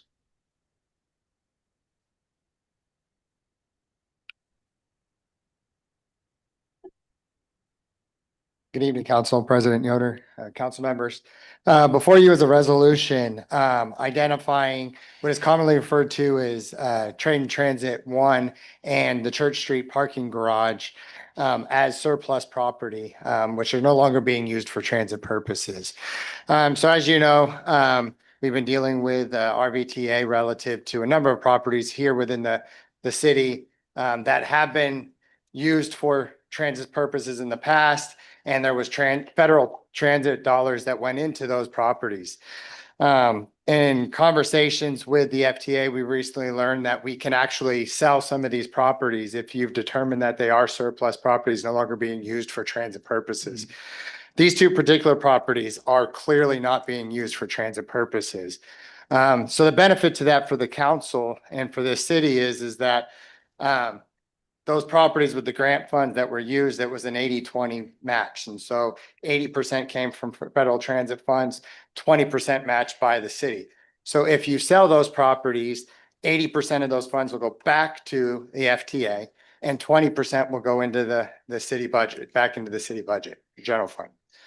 So in order to initiate that process, you have to pass this resolution saying that they are surplus properties no longer being used for transit purposes and authorizing an appraiser to come in and appraise those properties. That would be presented to the FTA for their approval and confirmation on what those values are, which would then allow you to go out to market to try to attempt to sell these properties. And so this resolution initiates that process for you. As you know, some of the other properties are currently still being used as for transit purposes. And so that's why they are not part of this resolution now. We still have the opportunity to explore those and see in conjunction with our partners, RVTA, to see if those are going to continue to be used for transit purposes and if we cannot maybe take this additional approach with some of those other properties. Got it. Thank you, Mr. Kenyon. And for a little bit of additional context, because I know, this is really tied to the whole deseparation process with RVTA, which is was triggered by this whole Nichols investigation, all that kind of stuff. I think it was a couple years ago now. We started the process of frankly just transferring all these properties over to RVTA. At the time, we were of the impression there was no other option. When we got the notice from FTA at the beginning of this year, and went through that process related to that penalty payment, we frankly re-engaged FTA directly ourselves to try to understand additional options in trying to mitigate and manage that financial impact to us. As a part of that, we realized that contrary to what we understood a couple years ago, we actually do have additional options. And so, we had started going down a particular path. We've very much pivoted based on that new information that we got that we didn't have a couple of years ago that we were really working to get. And unfortunately, that was not presented to us adequately or et cetera. So a little bit of additional context. I want to throw a thought out to the group as we talk about this resolution. So this looks at the parking deck, Trade and Transit 1 specifically. should we consider looking at the old Herdig Museum as well? I'm not saying, that's something we want to divest, but I mean, it might be a worthy data point to have if we're already going through this. What are other thoughts on that? Is your intention to include that in this I resolution? think, yeah, if we as a group want to, I think we simply amend the resolution. We can do that. Is that okay, Correct. Chris? With the idea, just so we don't set anybody on fire, that we want to know the value. of Correct. it. I'm asking if we want to know the value of it, Right. not if we want to sell it. That is absolutely Well, correct. if that is truly the intentions of council is to not go to market and sell, because again, this Okay. resolution is truly for those two Okay. properties that we've identified. And I've used the key language, Okay. surplus property Okay. that are not being used for transit purposes. And then going to appraisal for future sale. You can engage an appraiser, and we can ask this same appraiser to actually Okay. appraise whatever properties we want along the way. They're professional services. Okay. You don't technically have to go out to bid for those services. It's always good practice to get multiple quotes when Mhm, you're going out for appraisers. But again, you don't need that to be part of this resolution to explore that as an option for yourselves. Gotcha. I individually think it would be a wise decision to understand what that valuation is. Right. I agree. If that's a separate process, that's perfectly fine by me. I just wanted to ask the question. Number one, to gauge the group. We're in public, we can deliberate. And then number two, I wasn't sure if it made sense to do it as a part of this process or separate. You're telling me separate if we want to do it. Yeah, I think we can do it Okay. as part of this process, but not directly involve it in the process to sell these two particular buildings that we know for sure that are surplus properties that aren't being used for transit purposes. Gotcha. Okay. Adam, can I put my 2 cents in? Yeah, please. Back when the museum was started, Bill Nichols went after a grant for this, a total grant. And I remember, because I was getting a lot of phone calls from people, why are we spending that kind of money? But this was a total grant. There was no, the city didn't have to put any money into it, but the grant stated that this was for historic transportation. And so I don't know whether that makes a difference or not, but we go back that far when it was first done. So, and I Yeah. think Sorry, Mrs. Katz. I was going to say, based on Mrs. Katz's comments, it may not even be viable to actually try to sell these buildings, Yeah. because if 100% of the grant funds went into that property, 100% of the grant funds or the sale of the property would have to go back to FTA. potentially, Yeah. Depending on how that. And, played and, out. and that's fine. I mean, we should probably validate that. And that's perfectly fine. This was one of the properties that's kind of loosely been in this conversation since we started the separation process. So that's why I asked the question. Okay. Does anybody have any, comments, questions on the resolution? I have one more point that I'll bring up, but let's maybe get any specific questions addressed related to the resolution. The other thing that I'll bring up, I think we should probably touch on a little bit is, so Trade and Transit 2 is not included in this. And then Third Street, where RVT currently is not included in this because they are not surplus properties. They're still transit related, right? Yeah, obviously, the RVTA's actual building is 100% being used for Yeah. their transit purposes. Yeah. I don't think we can actually say they're surplus. TT2, on the other hand, they do have a number of operations still in this building that we would have to address with them and see what that looks like long-term before we explore this option. Okay. I mean, so I would say, based on the article that was in the paper a month or so ago, it seems like we should figure that out pretty quickly. In my mind, I don't know why we couldn't. So what are our options with that? I mean, can we transfer that? Can we put a reverter in there that if it ever becomes not transit related, it comes back to what are our options there, high level? So if you may recall, the original memorandum of understanding that was passed between the city and RVTA is that these properties, if they did go to RVTA, would have a reverter clause in them that said if they were no longer used for transit purposes, they would revert back to the city of Williamsport. Gotcha. So that language has already been negotiated and is Okay. part of that that original agreement. Okay. This action just kind of removes these two pieces from that original agreement between the parties. Okay, gotcha.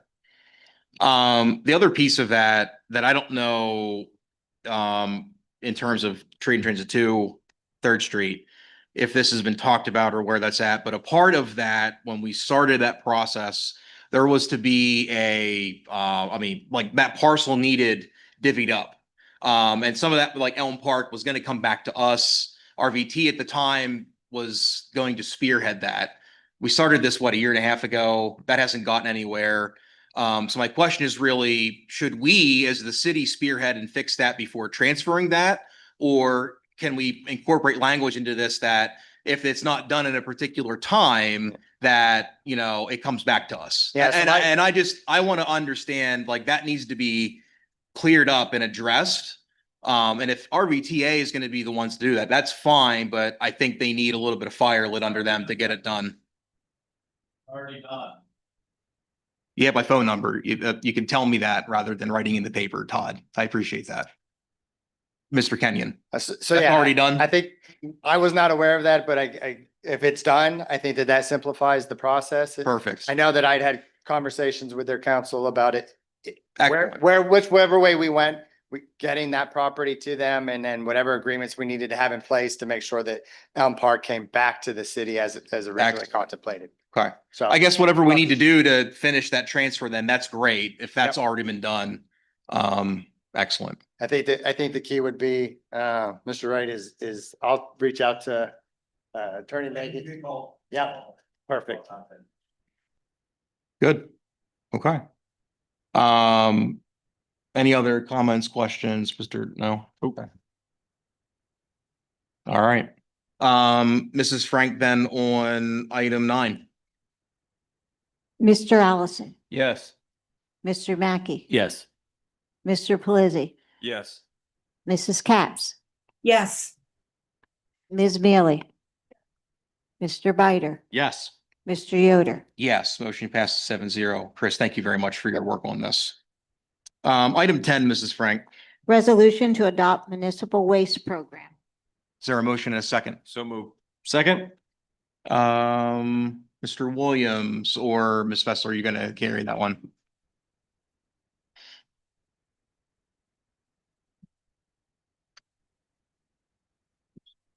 Good evening, members of council. I'm actually just here to introduce Malik Fleming from the Lycoming County Planning Department. He's a community and economic development planner, and he has an item for your consideration. Good evening, council. Good evening, sir.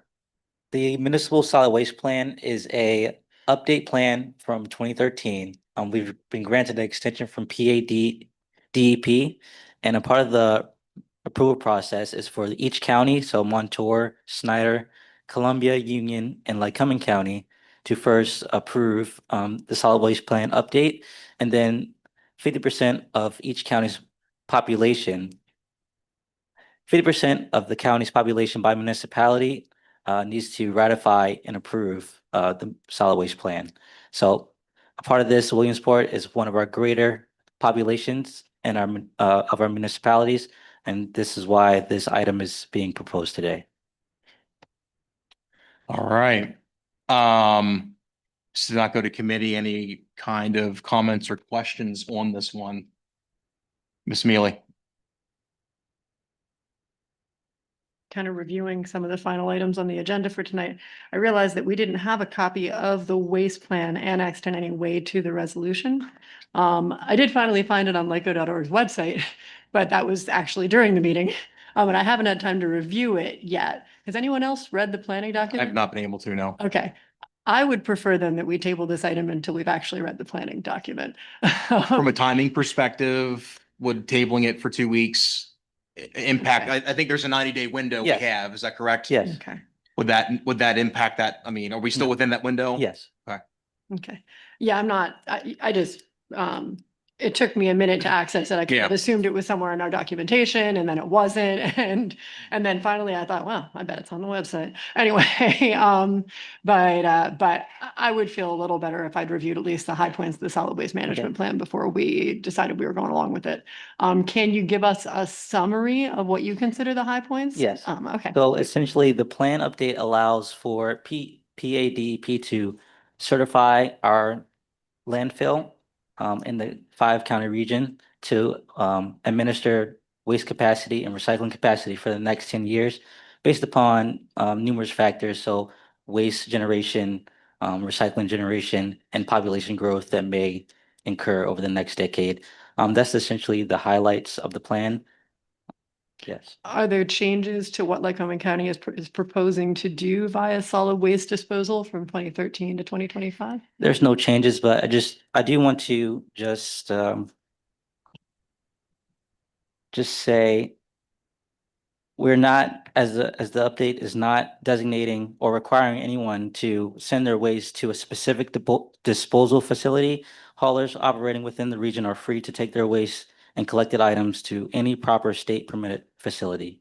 So this isn't restricting any hauler from administering their waste removal specifically at LCRMS. They can go to any state facility. Got it.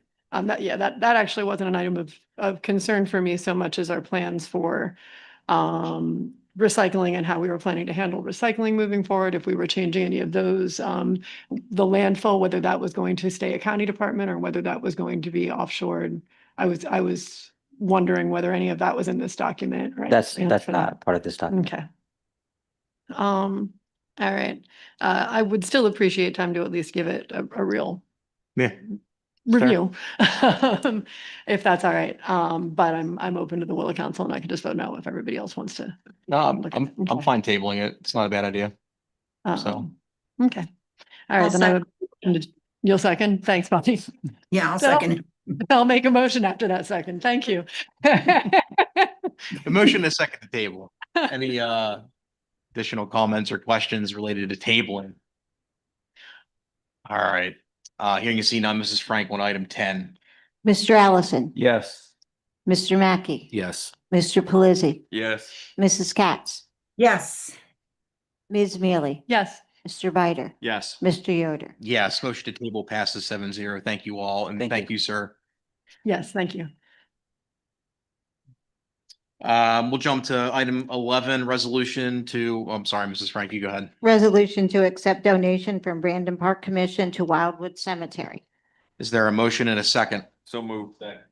All right, so this is a resolution to make this donation. A representative from the Brandon Park Commission came 2 weeks ago to kind of talk about the background and what they want to do. It's a very small donation, I think $1,000, but per their charter, they need our approval to make that donation. It's a great idea. If you check back at the minutes from the last meeting that we approved earlier, there's some narrative about what it looks like. It's a super cool idea. I'm excited about it. But that's what this is. Any comments or questions on it? All right. Adam, Yeah. can I, Yeah, Mrs. Scotts. there was a period of time where the Boy Scouts were taking care of that. And I think Randy and Liz, do you remember that? And that when they didn't show up, then the city would go in and do the mowing and hedging. So who's taking care of this cemetery at this point? It's over in, this is in Wildwood Cemetery, Bonnie. Oh, I'm thinking, you know what? I'm sorry. I'm thinking, never mind. Yep, you're thinking of a I'm different thinking on cemetery. Washington Okay. Boulevard. Yeah, no worries. I'm Yeah, it's sorry. not on Washington Boulevard. Any other, Miss Mealy? Yes. Yeah. That's correct. That's correct. Well, yeah, but no. All right. Yeah, there's an interesting backstory to all of that.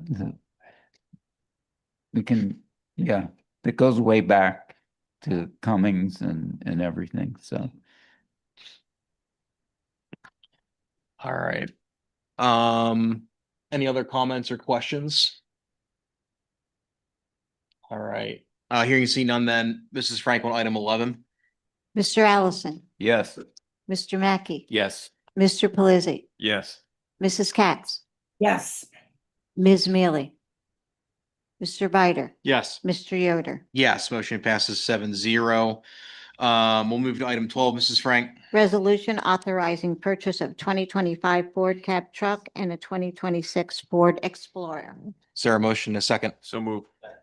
Good evening, members of council. What you have before you is a resolution authorizing the purchase of 2025 F-350 and a 26 Ford Explorer.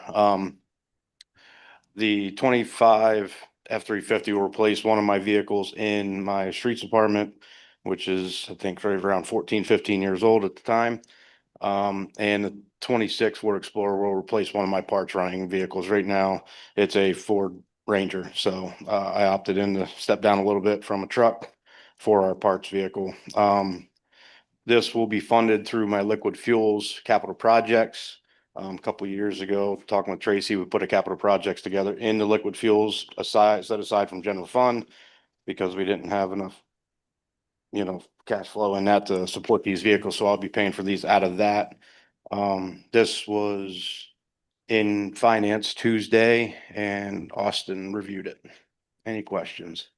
Thank you, sir. Liz, anything to add from finance on Tuesday? Nothing in particular. I think I did. I'll confirm it with you, but at finance, we discussed that proceeds from the sales of the older vehicles go back into liquid fuels and go back into our liquid Yeah, fuels fund. yeah, as long as any vehicle that was purchased through liquid fuels will go back in liquid fuels. If it's one of my parks vehicles that it goes back in general fund. Right. Yep. Okay. Yeah, other than that, yeah, the money is set aside, the vehicles, yeah, the used vehicles will be sold. I think we're good here. Thanks, Adam. Any other comments or questions from members? I just had one quick question. Mr. Livermore, I think a while back, wasn't it, you were starting to move your fleet all over to, was it Ford? You're moving from Chevy to Ford? Yeah, so yeah, we had mixture GMC and Chevys. So right now, yeah, I'm in the process of switching all my single axle dumps to F600s, Ford 600s, and my fleet in the F350s. Yeah, to better maintain, keep parts on hand for that same vehicle versus have a bunch of mixed match stuff around the shop. It makes complete sense. I just couldn't remember which way you were going, so thanks. Yep. Any other comments or questions? All right, hearing and seeing none, Mrs. Frank, item 12, please. Mr. Allison, Yes. Mr. Mackey, Yes. Mr. Pelisi, Yes. Mrs. Katz, Yes. Ms. Mealy, Yes. Mr. Bider, Yes. Mr. Yoder. Yes, motion passes 7-0. Thank you, Scott. Thank you. We'll jump to item 13, Mrs. Frank. Resolution authorizing the execution of a no-cost amendment to work order number 7 agreement between WSP and the city of Williamsport. Is there a motion and a second? So moved. Second. Mr. Scott, welcome, sir. Good evening, Council President Yoder, members of council. I have a resolution to present for your consideration. This resolution is to execute a no-cost amendment to work order number 7 between WSP, the city, for on-call support and coordination for the levy, the SQRA, which is the semi-quantitative risk assessment. This is the project with the Army Corps of Engineers. This goes through December 31st of this year. The work is to respond to FEMA and provide quarterly and system-wide improvement framework. That's the SWIFT plan updates. There's no cost. This is zero cost, $0, 0 cents. There's leftover funds in the original work order. That's why there's no cost. A little bit of background. The SWIFT plan update work includes, but is not limited to, flood incident action plan, pump station 5-year plan, a budget plan for operation and maintenance, notification resource manual, and a emergency operations plan. All right. Just go ahead. want to add one more thing here real quick. A little more about the SWIFT plan. The SWIFT plan includes identifying deficiencies, monitoring performances, risk reduction, and corrective action strategy. In its essence, the SWIFT plan is a crucial tool for managing and improving levee systems, ensuring their long-term reliability and contributing to effective flood risk management. All right, Mr. Scott, thank you very much. Any comments or questions on this? This did not go to a committee, so pretty straightforward. Ms. Mealy? Just never seen a resolution involving WSP for $0. Fair. But that's delightful. Thank you, Mr. Scott, for achieving this milestone. And thank you for the update on what they're working on. Any other comments or questions? All right, here you see none. Mrs. Frank on item 13. Mr. Allison, Yes. Mr. Mackey, Yes. Mr. Pelisi, Yes.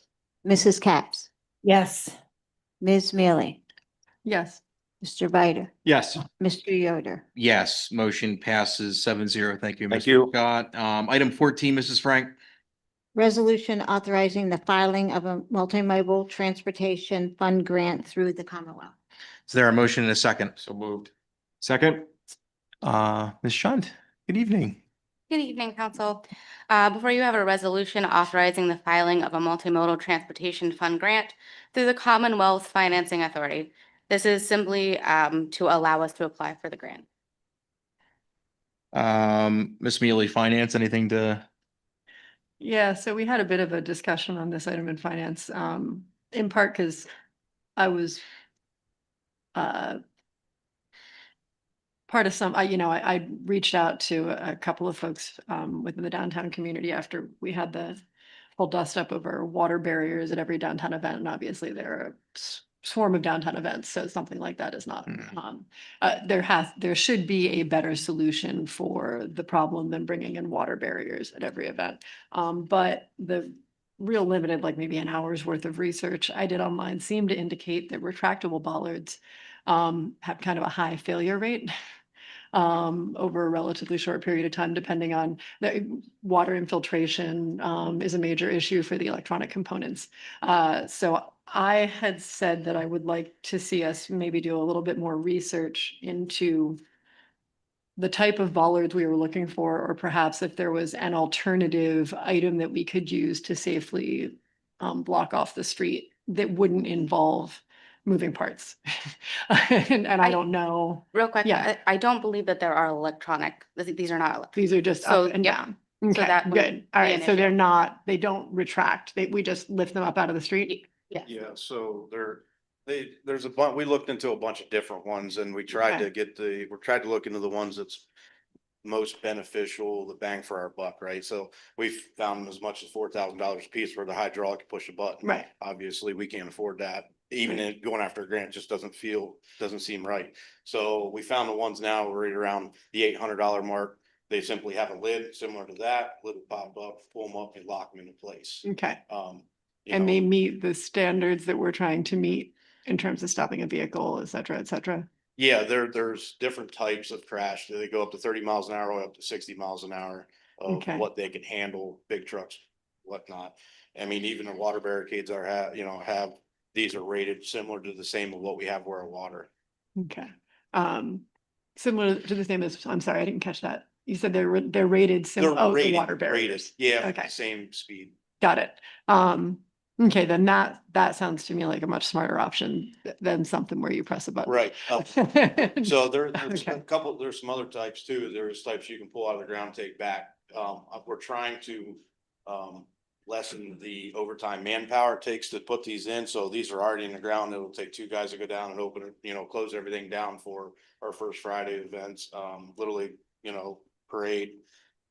Right now, if we go with barricade style, it's getting kind of costly, right around probably $10,000 mark, 3 days of prep just to get Right. get a first Friday shut down. So we looked into other options. Right now, our option is to man it with vehicles until we come up with a solution of, putting potentially something in that's easier manned, and the police, fire, public works, and the folks down at First Fridays will have keys for emergency access. We'll have points to where they can drop them. They'll be able to do so without having my guys there. So are there some sort of hydraulics in these things that, So these are manual. and they're not so heavy that No, the no, average no, person they couldn't come haul them out? with- Okay. they All right. So then I guess my last question, because yeah, I agree. I mean, the other issue with the water barriers is they have to be put in place so Right, and then early. water barricades won't go to waste, obviously. They'll just, come this Little League event, it'll just stretch it down further that we don't capture normally, right? So these are just a kind of directing our downtown district because we have so much events going on more versus just the one parade. So, aesthetics will look a lot nicer too. Right. Yeah, obviously. Then I guess we can get to the other questions that I didn't ask at the finance meeting, Melanie, because I was so concerned about the functionality of the bollards. This application, when would we hear about it? Like these things wouldn't be in place until next season, obviously, no. at the best. Is this something where we might potentially be able to get them in place before the next summer season? I mean, no, I wouldn't say so, not I with would- the installation. Yeah, I mean, I'm not gonna speak for her, but, we have about a week or so before it's due, right? So, Bill and I's got to try to get a contract, what it's gonna cost to install. I'm estimating right around 300,000 Mhm. for the, ballards and the install. More than likely, if all goes well, we might be able to get it out next summer, spring, summer. Mhm. It takes time with the grant. It's gonna take some time. So in the meantime, what I'm Meantime, we're hearing just is we're gonna gonna have need to to- budget, say, 10, Well, by, 15,000 bucks by for. us using the trucks and the 5 guys that I have, right around the $3,000 mark. So I dropped it dramatically by getting rid of the water barricades for the First Friday events to get it to 3,000. So, Got it. we might be 25,000 a year for Okay. the 6, 7 events that, First Fridays go on. Okay, just trying to figure that in for our budget this coming year and how we're gonna deal with that. And And might be worth raising to the state as part of the. hoping to Anyway. have a little bit more, when you say we'll get potentially, if we do get it, when will we know? Before our budget season this year? I'm not sure if we'll find out by then. So hopefully we know before then. Yeah. That way I We- can say, okay, we might have to take care of 2 or 3 First Fridays and whatever else goes on, so. Got it. All right, awesome. Thank you, guys. And thanks for following up on that, on my comments on Tuesday, Mel. Appreciate it. Well, that's it for the finance review, I believe. Any other comments or questions, Mr. Mackey? Or so when we're talking about these bollards, we're talking about just the street, or are we talking about the sidewalks as well? So it's gonna cover the whole span? Every 4 feet. Okay. There's total, I think we have 150 of them. We estimated, we did the whole downtown district. Measured the road every 4 feet, we got a number, so we knew how many we're gonna need. It's 150 of them. And that's gonna be the entire footprint of where First Friday usually. Yep. Okay. Ms. Mealy? Actually, one final question. So this is also side streets? Or basic, also the side streets or Yeah. just for, okay, All the good. way down. I think we have a set starting at Market, down to Hepburn, across the main strip and all the sides, Pine, Good. William. Melanie, if you could send us those, just the documents when you submit the grant, I think that it'd be useful to have, so we have a mental image. of what Absolutely, we're- and this would have to come before we did the work anyway. Right. So it's not set in stone, those ones that we have. N- estimated for No, I don't think it's a bad idea. I was just surprised that we were accomplishing that much for 300,000 bucks. But I had sort of assumed it was just major outlets and we were still planning to block the alleys with water barriers or something. So, okay. Any other comments or questions? All right, hearing and seeing none then, Mrs. Frank, item 14. Mr. Allison, Yes. Mr. Mackey, Yes. Mr. Pelisi, Yes. Mrs. Katz, Yes. Ms. Mealy, Yes. Mr. Bider, Yes. Mr. Yoder. Yes, motion passes 7-0. Thank you, Melanie. Thank you. We'll jump to item 16, except for filing Finance Committee meeting minutes from April 6, 2025. Is there a motion and a second? So moved. Second? Any comments, questions, changes to the minutes? Hearing and seeing none. Mrs. Franklin, item 16. Mr. Allison, Yes. Mr. Mackey, Yes. Mr. Pelisi, Yes. Mrs. Katz, Yes. Ms. Mealy, Yes. Mr. Bider, Yes. Mr. Yoder. Yes, motion passes 7-0. Item 17, announcements. Our next regularly scheduled city council meeting will be Thursday, August 7th, 7 PM, Train Transit 2. That'll be our last meeting for the month of August. We have a little bit of a break traditionally through Little League. So just a heads up for anybody that is planning to attend in the administration. Upcoming meetings, Monday, August 4th, 12 p.m. Planning Commission. Tuesday, August 5th, 11:30 a.m. Public Safety Committee. 1 p.m. Finance Committee, 2:30 p.m. Public Works. Wednesday, August 6th, 9 a.m. Economic Revitalization, 3:30 p.m. O&E Pension. Thursday, August 7th, 7 p.m. City Council meeting. We'll open the floor for comments from members of the public. I anticipate a handful coming up. We ask for anybody that comes up, state their name and address for the record. You have 3 minutes per our rules. I really try to like not cut people off at 3. I like to try to figure out how to make you enable you to finish your last point. So I will do my best with that. So please work with me a little bit. I'll make just a couple of quick thoughts before opening this up if everybody's okay with that. Dr. England was here 2 weeks ago. Had some questions related to our approach with ICE and some of the federal policy that's happening right now. And I've thought a little bit about that, as verbatim general as this is going to sound, it is the truth. I hope anybody that has concerns about it one way or the other are engaging federally. They need to hear that. Absolutely, regardless of your stance on it. And so I hope you're doing that. I would say the same thing with the state, because I suspect, state police are probably affected by this as well. So state legislators need to hear that as well because of the ripple effects that I suspect that's having with the state police. From the city's perspective, I told Dr. England last week that I would really defer to the administration, the mayor, the chief of police. And that's really because, when you start talking about day-to-day response and managing that, from council's perspective, we really don't get to that level. We really enable and try to trust our day-to-day professionals to manage that. And I don't want to speak for the mayor, but, we talked a little bit about Dr. Gingling's comments 2 weeks ago, and he told me, and even before the meeting tonight, he's a phone call away.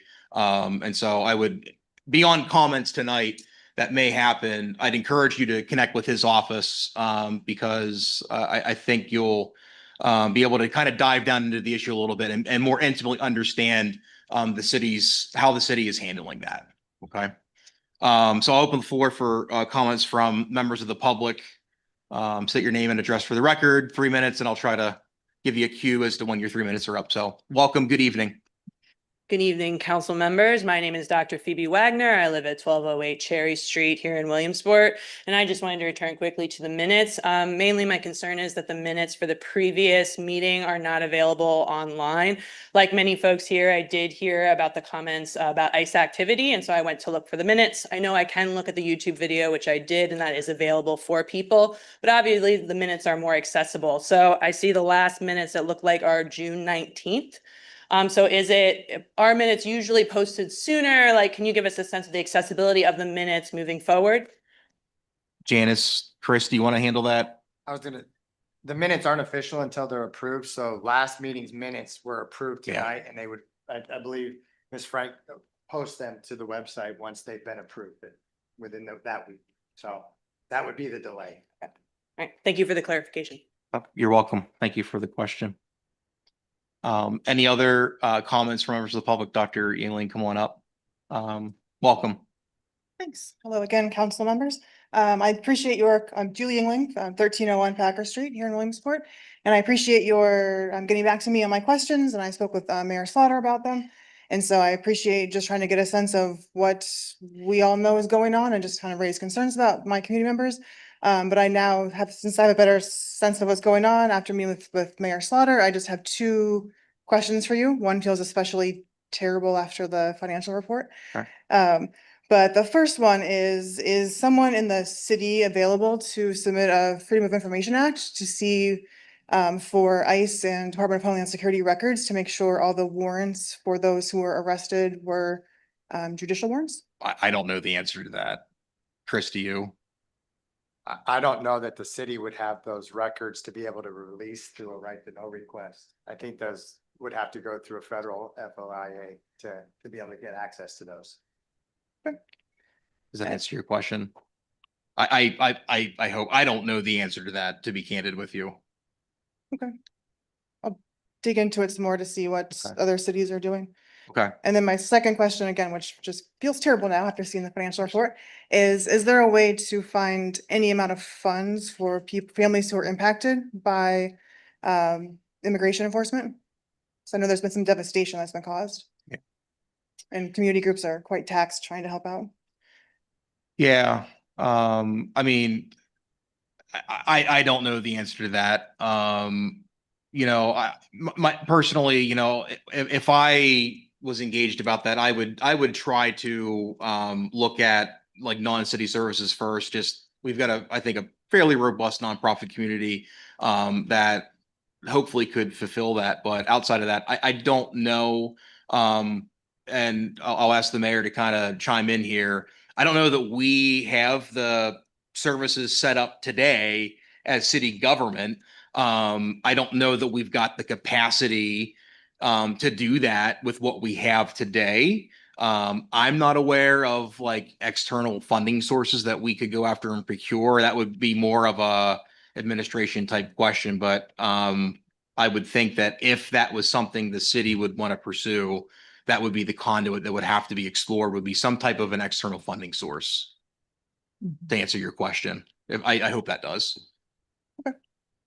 Thank you. You're welcome. Any other comments or questions, or excuse me, comments from the public?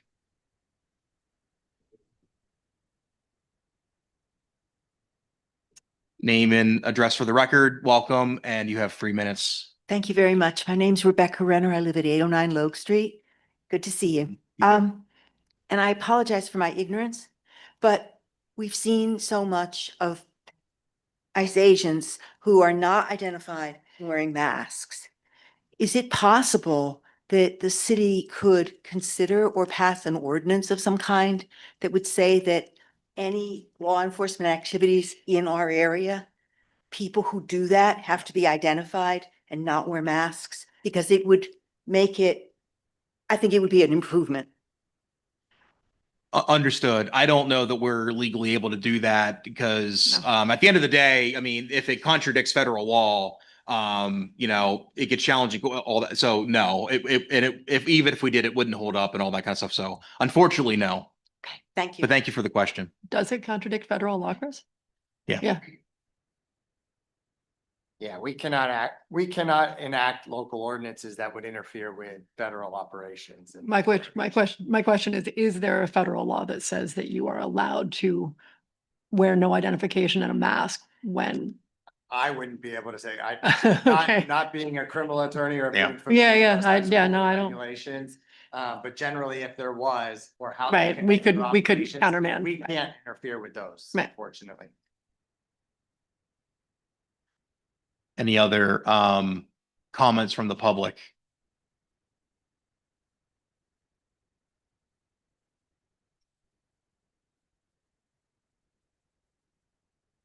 Name and address for the record. 3 minutes. Welcome, sir. Hi, everybody. My name is Jonah Milliken. I'm at 123 Upland Road. I guess I want to start by saying I recognize that the ICE and immigration stuff is confusing to me. I don't presume to be any kind of expert, and I know we got a hardworking people, probably in Williamsport, that are working in ICE. But my question, I guess, after seeing that financial presentation, could the city be, I don't know, is there financial liability or risk for any kind of assistance, even if it's unofficial, between, I guess, municipal employees assisting in any way with ICE arrests? And again, I don't mean to just have conjecture, but you know, you see headlines about violations of civil rights, and I guess that concerns me for individuals, but also the risk to our city's finances too. Yeah.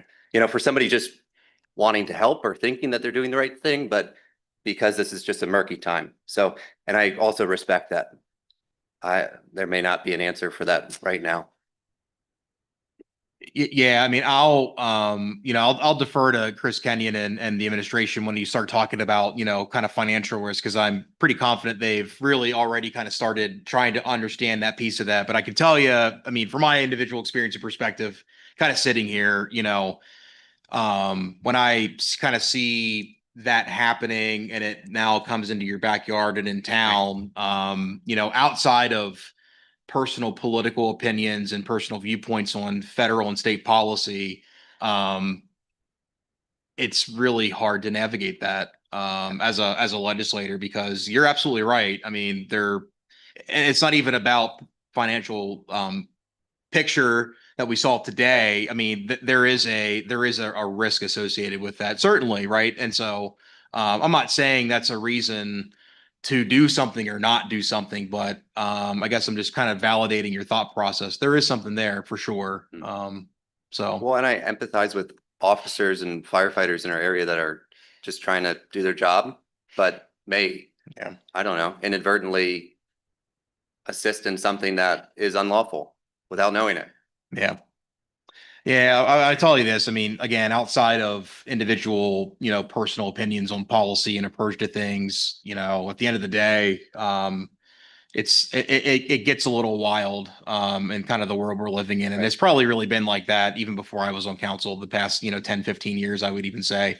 The way we really go about navigating that, I think it's really this is being able to have just an open kind of dialogue, ask questions, being able to, as a person asking a question, acknowledge and understand that we're really doing this because we want to serve the city and care about the city, and we don't have all the answers. And frankly, it's hard to admit you don't have the answers, but it's easier to do when you get a really good, level of candor and discourse between people. And so, I can tell you from my perspective, don't have the answers to some of this stuff, but I'm grateful for the discourse that all of you have really brought forward here 2 weeks ago and tonight, because it doesn't always happen. Thanks. Thank you.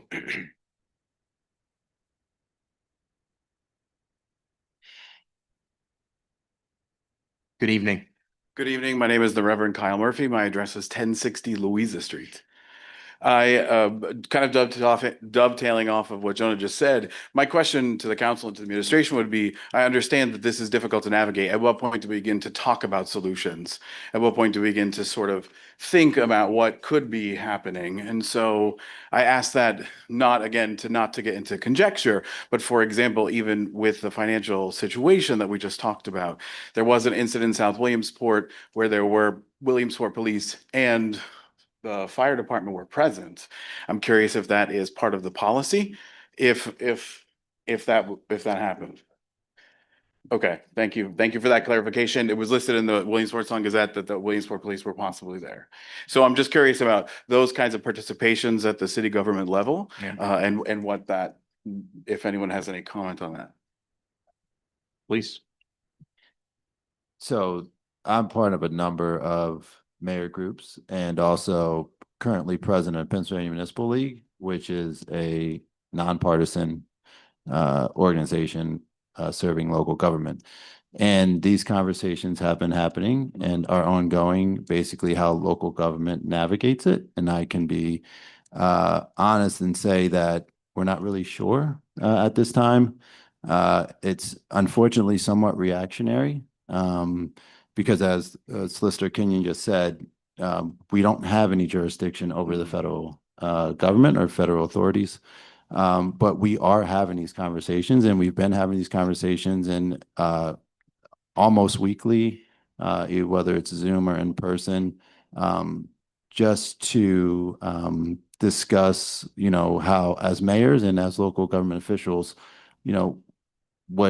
how is this impacting our communities and the social organizations, social services that are in our communities as well. And I don't think anyone has the exact solution, so to speak, or even resources really.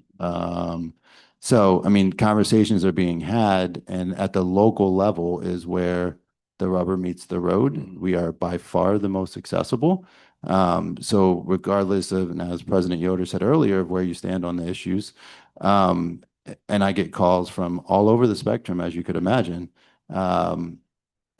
We are where people come to voice their frustration. And as President Yoder said, we're here to try to make positive impacts in our community. And that's the good, the bad, and ugly comes with that. But we are the most accessible, and that's what the meetings that we're having is when folks come in, emotional or not, and wherever they land on the topics, how do we best serve our community, and what does that look like?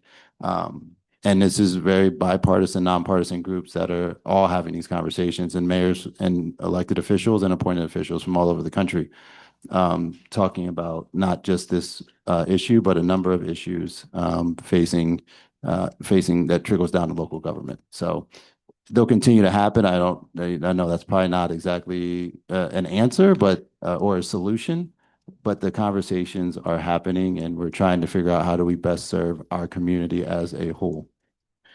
Thank you, Mr. Mayor. Yeah, I personally appreciate knowing that the conversations are being had as the ICE activity continues to ramp up. I do have one other question, and it's involving when police respond to any kind of incident. I'm not able to find anything on the website as far as policy is concerned about when you encounter a resident who does not speak English. Sure. So I believe we have 3 officers that speak Spanish. Do you have any other bilingual officers of languages?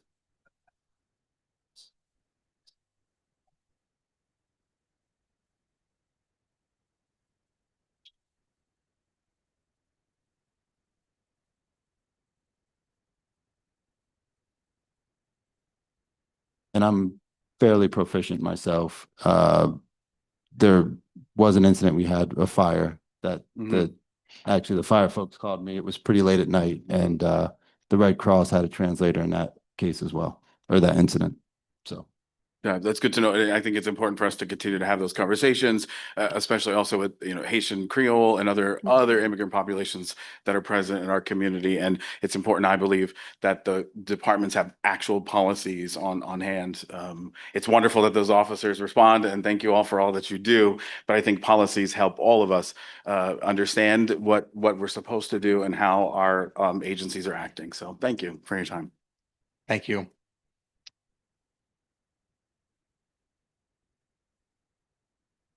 Good evening. Good evening, everybody. My name is Karen Mello. I live at 2726 Grand Street, Williamsport, PA, right next to the tax office there.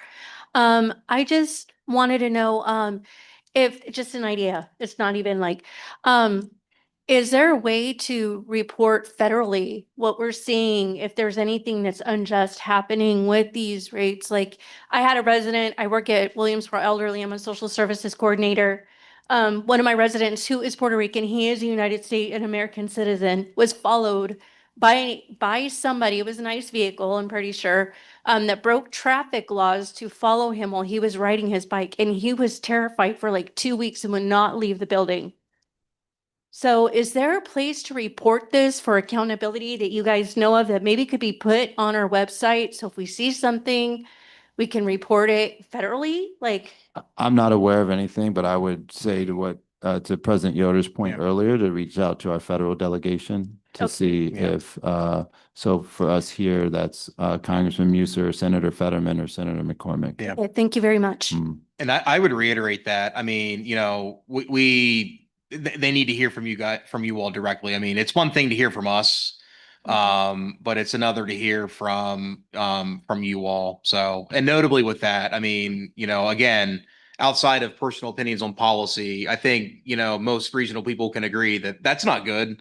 That needs to be reported. Yep. And our federal officials need to hear about that if it's happening like that. So please do that. Thank you very much. Will do. You're welcome. I would second, Adam, that there are probably federal officials who are keeping track of those stats, even if Yep. they're not federally being tracked right now. That is to say, there are probably elected officials who are keeping track of that information, even if there's not a federal outlet for making official reports. So I would definitely say that reaching out to your elected federal officials would be the strongest way to make a report that might eventually be documented and heard. Mhm.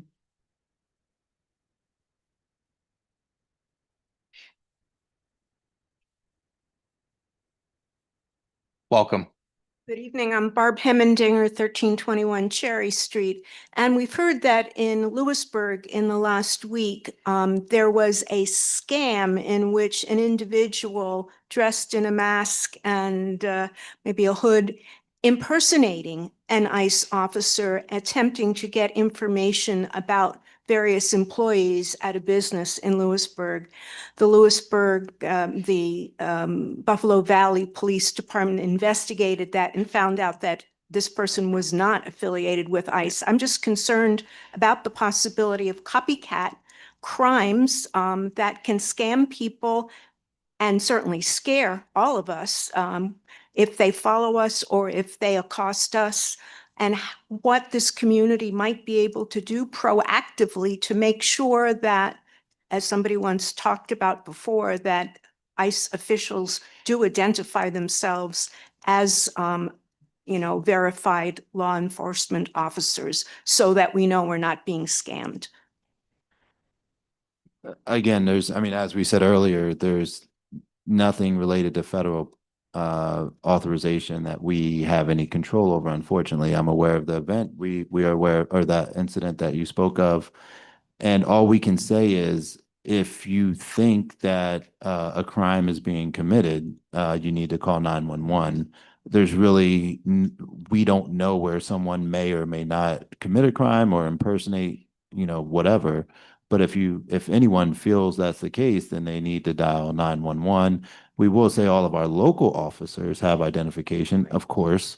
But outside of that, there's no way for us to be proactive in a situation like that. It would seem that simply notifying and to those people who read the local newspaper, they may know about that activity. But if people just should be aware that there may be instances in which criminals are attempting to capitalize on this, getting that information out to the public might be helpful. Yeah. And any scam for that matter. Yeah. I think I would be mindful of many different situations or scenarios. Thank you. Unfortunately, yeah. Ms. Yeah. Hemmendinger, it sounds to me like you're requesting that the city perhaps publicize the possibility of scam activity related to ICE impersonation via our Facebook page or something like that. I think that's something you should take under consideration. In the same way We that can we would also with talk to the district attorney's office as well. Just scams in general, putting out, just to be mindful. Thank you very much. Any other comments from the public? Yes, come on up.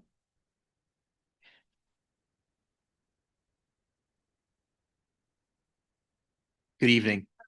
Hello. My name is Holly Patton Shaw. I'm a resident at 1307 Park Avenue.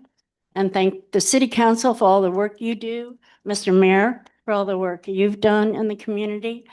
I guess there's a lot, and I think we're all off balance and we all don't have answers and everything seems to be disrupted.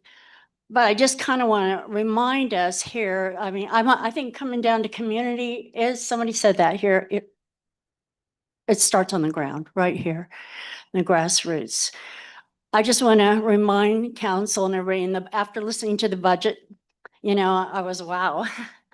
It's been a little while since I heard that from city council. We are all in this room, for the most part, pretty privileged people, and listening to the great benefits and et cetera for all the city employees. I think back again that looking at the Williamsport, who we serve, our Williamsport people, where average household income And this is between 2019 and 2023, and it's not gotten any better since then, I'm sure. I don't know, 3.5% raise for everybody. I don't know about that either every year. But the median household income is 49,363. That's the household income. We have a 25.2% poverty rate. I'm also concerned with everything else going on with our communities being disrupted, our neighbors now left without the breadwinner. Are also, and you made a comment about the local resources of being able to draw from the community to help these people out, these families who are now abandoned by the breadwinner. They're left disrupted. They don't know what, and how many more are there going to be over the next. I do think that I'd like to see us be able to proactively support. And I like what I heard from an earlier speaker of let's put together an emergency fund. Can't we do that?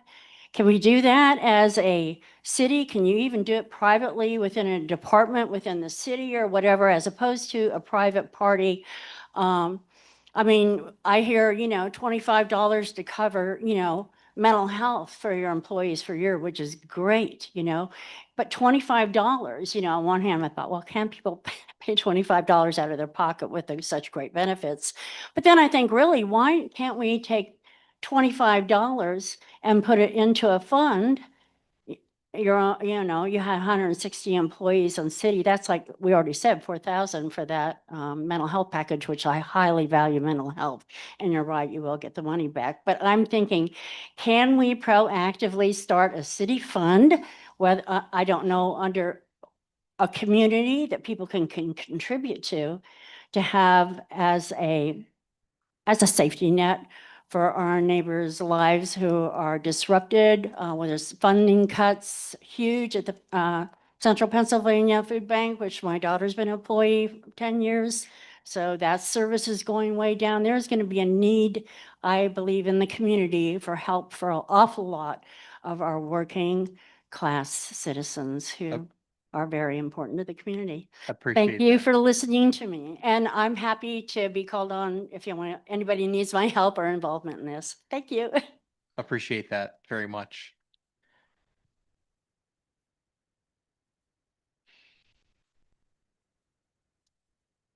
Welcome, sir. Thank you. Hi, council members. I'm James McCollum. I live on 1129 High Street. Thanks all of you for being out at 9 p.m. on a Thursday. Appreciate that from you guys. I know it's a long night, lots of comments. As a member of the young population of Williamsport and a newer resident, one of the problems, I hate to be negative, but one of the problems that I see in Williamsport is that the lifeblood of a town, a city, a area is its population. And Williamsport is losing members quickly, and it's not retaining a young population. It's not keeping members of the young group at the rate that, I mean, I'm sure is desirable, especially when it comes to like young professionals and bringing in money through higher taxes on property values and that kind of thing, with that sort of population growing. And people will stay in an area through poverty. People stay in an area through sickness, through all sorts of things. But there's one very particular thing that people will often not stay in an area for: fear. When people are afraid, they don't stay. They leave. They go where it's safe. They go where they can know people and be around people that they know and feel comfortable and safe around. And I know that there's not a ton that you guys can do about ICE. I know it's a federal problem. I know it's a whole thing that's out of your jurisdiction, as you said, but unfortunately, we are the ones, and you guys are the ones that are going to feel the pain that comes from it. Even with our immigrant populations, we also have, a lot of people that are going to be leaving. And I know that will affect the economy of the area. I know it'll affect a lot of problems. And so, I just wanted to bring further attention to that. Thank you guys for your time. Appreciate that point. Any other comments from the public? All right. Oh, One more.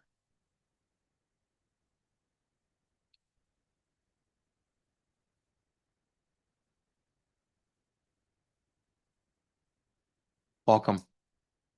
Hello, thank you all so much for your time. I really appreciate you all. My name is Samantha. I live at 1400 West 4th Street in Williamsport here. My question is, I understand that there is, as we have all kind of discussed here throughout the last couple of speakers, there is a level of jurisdiction between federal and local law enforcement. There's also been examples of scams, if you want to call it that, copycat crimes of people pretending to be ICE agents and using that status, wrongfully claimed or not, to do atrocities to people in communities, really horrible things. My question is, if somebody comes to the door of a Williamsport resident who is masked, who claims to have a warrant, who claims to be with ICE, and we do not know for certain that that is who they are, I'm really looking for some level of reassurance for myself and the people in my community, from our leadership and our law enforcement, that we can call on you in those situations, that you are not going to say, well, that's out of our jurisdiction, that you are going to show up for us and make sure that the man in the mask does have a badge, because we do not have the ability to do that. Yeah, I would say, yeah, if you call 911, if Yeah. you feel like it's a burglary occurring, Or kidnapping. right, we would show up as we would for any call. So, Thank you. That's yeah. really, I just was looking Yeah, for a right, commitment about yeah. that. Thank you so much for your time. And I assume, Derek, have our law enforcement officers seen warrants, ICE warrants at this point? No. I mean, I mean, they're not, as attorney said, they don't have to show us anything, you know. Well, they have to have a warrant to go into your house. Yeah. In the same way that. Right, but any I'm of us saying would. it's not, they don't like call us and say, hey. Yeah, no, I wasn't saying that. The I'm problem asking. is generally they're not involving local law enforcement Right. processes, and so they're not seeing the warrants or the Right. validity of the warrants. And so there's different types of ICE detainer warrants and warrants that they obtain. Some of them are issued directly through administrative processes. Some are issued directly through the court processes. Depending on how they're issued, depend on the compliance levels. And so again, our local officers aren't involved in that process. Our local courts aren't involved in those processes. And so for us to validate and determine what those are, and unless they see them, they may not even necessarily know if it is valid or not. But if they saw them, our But again, officers would know if they were it- valid. Not necessarily. If they are not being provided copies of those and seeing what those look like on a regular basis. And I How don't can know that we, they're how saying- can we improve that situation if someone is calling Yeah, an well, officer? someone's calling, and generally what's gonna happen is there's gonna be cooperation between agencies. And so if it truly is an ICE officer, I would presume that there would be cooperation between our local police when they show up to validate who they are, what they're doing there, why they're there, so as to know that our local officers don't interfere with their processes, and our local officers know that they should not be interfering because they don't have jurisdiction to interfere with those. Right. I guess what I'm saying is our officers would presumably show up on someone's front porch, say, can I see the warrant that you're offering? That person would offer. Correct. And so, and then our officers would have some mechanism by which they would know that the warrant was valid. Correct. Right. I would presume. I don't, having not been faced with that and. Yeah, I mean, I'm assuming this hasn't happened to us yet, right? Yeah, and I think Chris, what you're saying is like, look, like, you know, there's times we may get called to aid, but those are probably more often than not the outlier, and you're probably really not if it's happening, and you know, you're really not able. I mean, you don't know what you don't know. Right. When it's just happening while you're going about doing your normal public safety stuff. And then in addition to that, you know, I think back to the dialogue that always happens when we talk public safety and we talk resources is, you know, we hear a lot from our police department specifically. They're stretched thin as they are. And then when you start thinking about this level of uncertainty that the shift in policy is creating, regardless of people's views on it, it adds to that. So, Right. I mean, I say that to defend our police department a little bit because, you heard from the mayor, the discussions that are happening across the state at this level within the circle that the mayor is involved in. It's very reactionary because it's changing rapidly and inconsistently. And that ripple effect happens with you as well, Chief Snyder. And so, I say that just I feel pretty solid about when we're dealing with things with our police department as they normally are. I feel good about how they're approaching it.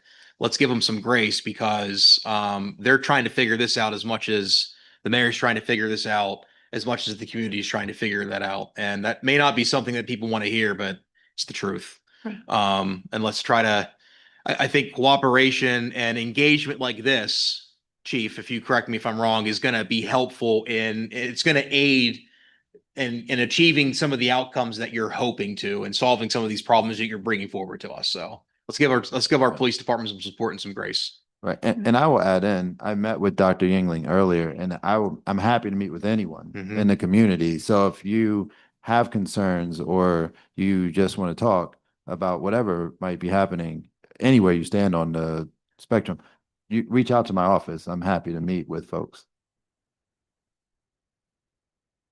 But Go ahead, Liz. just to be clear, as far as I can see from a quick internet search, it looks as though a court warrant is a valid reason to enter your home, whereas an ICE warrant is not, correct? All right, yeah, so basics, but I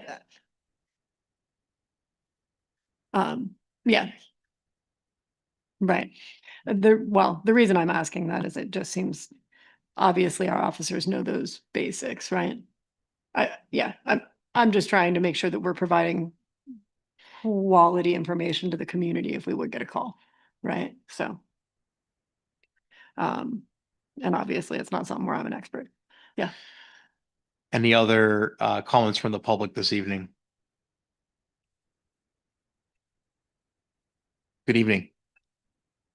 Hi, everyone. My name is Dr. Logan Jones. I'm at 1048 Louisa Street. I think it was a week ago today, there was an incident in South Williamsport involving ICE as well as coordinated presences from the fire departments and police departments of South Williamsport and then the Bureau of Police here in Williamsport. Well, I suppose the article that I saw was incorrect then. Well, in any case, more so than not interfering in ICE activity, I guess, and perhaps this was discussed at the last meeting by Dr. Yinling, and I just wasn't here to see it. Is the Williamsport like are there any departments in the city that are actively enabling, coordinating, helping with ICE activity in the Williamsport area, officially or unofficially?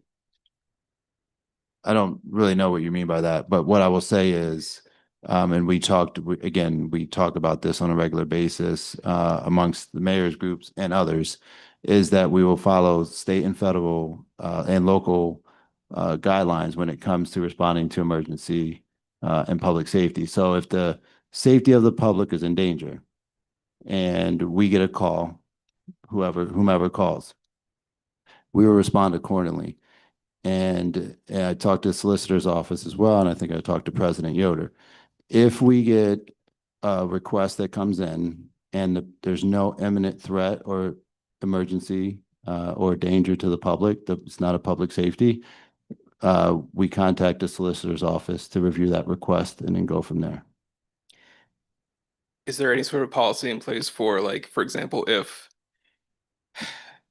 someone tries to report a crime and then an officer, either as an officer or just as a private citizen, then forwards that to ICE because they suspect this person is Well, we can't do anything as a private citizen.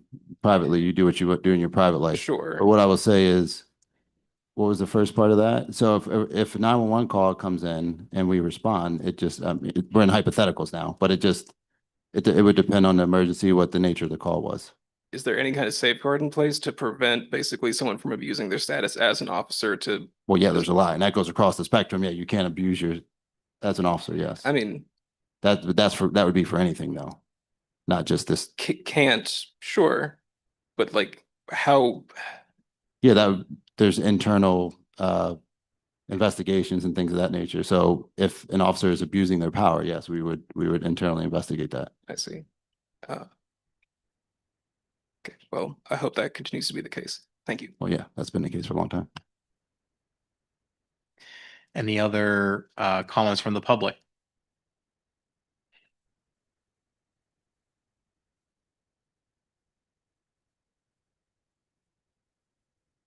Welcome. Thank you.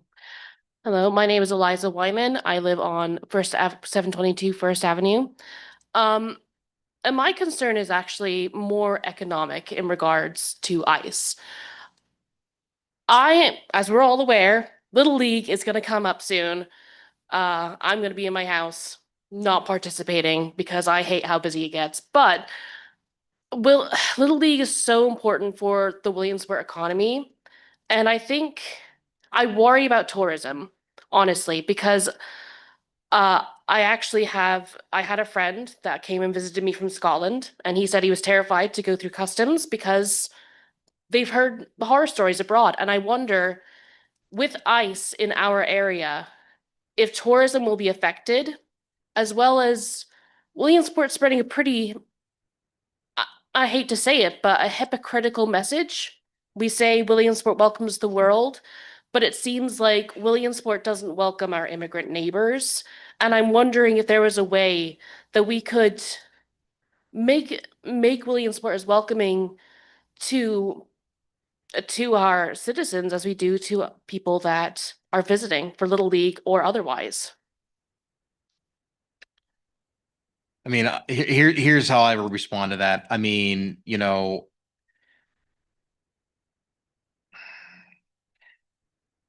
in my circle, I mean, so look, I know a few people that are not from the United States that, frankly, that look like me. Okay, and certainly the change in federal policy has even them spooked. Okay, I get it. All I can tell you is, you know, how I individually, as a citizen, as a person, as a council person, kind of respond to anybody that I see in the community, and that's with as much grace and as much love and as much welcoming spirit as I can give. That's just what I personally believe. I feel confident in everybody up here and everybody in the administration probably following that suit. Personally, I think more often than not, that's the case that we see across this community as well. And so, you know, when we think about Little League and Williamsport welcoming the world, I'm not very confident that, you know, Williamsport reflects maybe kind of what we're seeing in that rhetoric nationally. Yeah, there's some of it here. I get it. You're gonna see that really anywhere. And depending on where you're at, maybe more of it or not. But from what I can tell, I feel good about our community. I'm going to continue to feel good about it. And, you know, what I can control is when I see something that I don't think is right, I try to individually address it, and I'll keep doing that. So I would probably answer your question. So thank you very much. All right, thank you. Any other comments or questions? Yes, sir.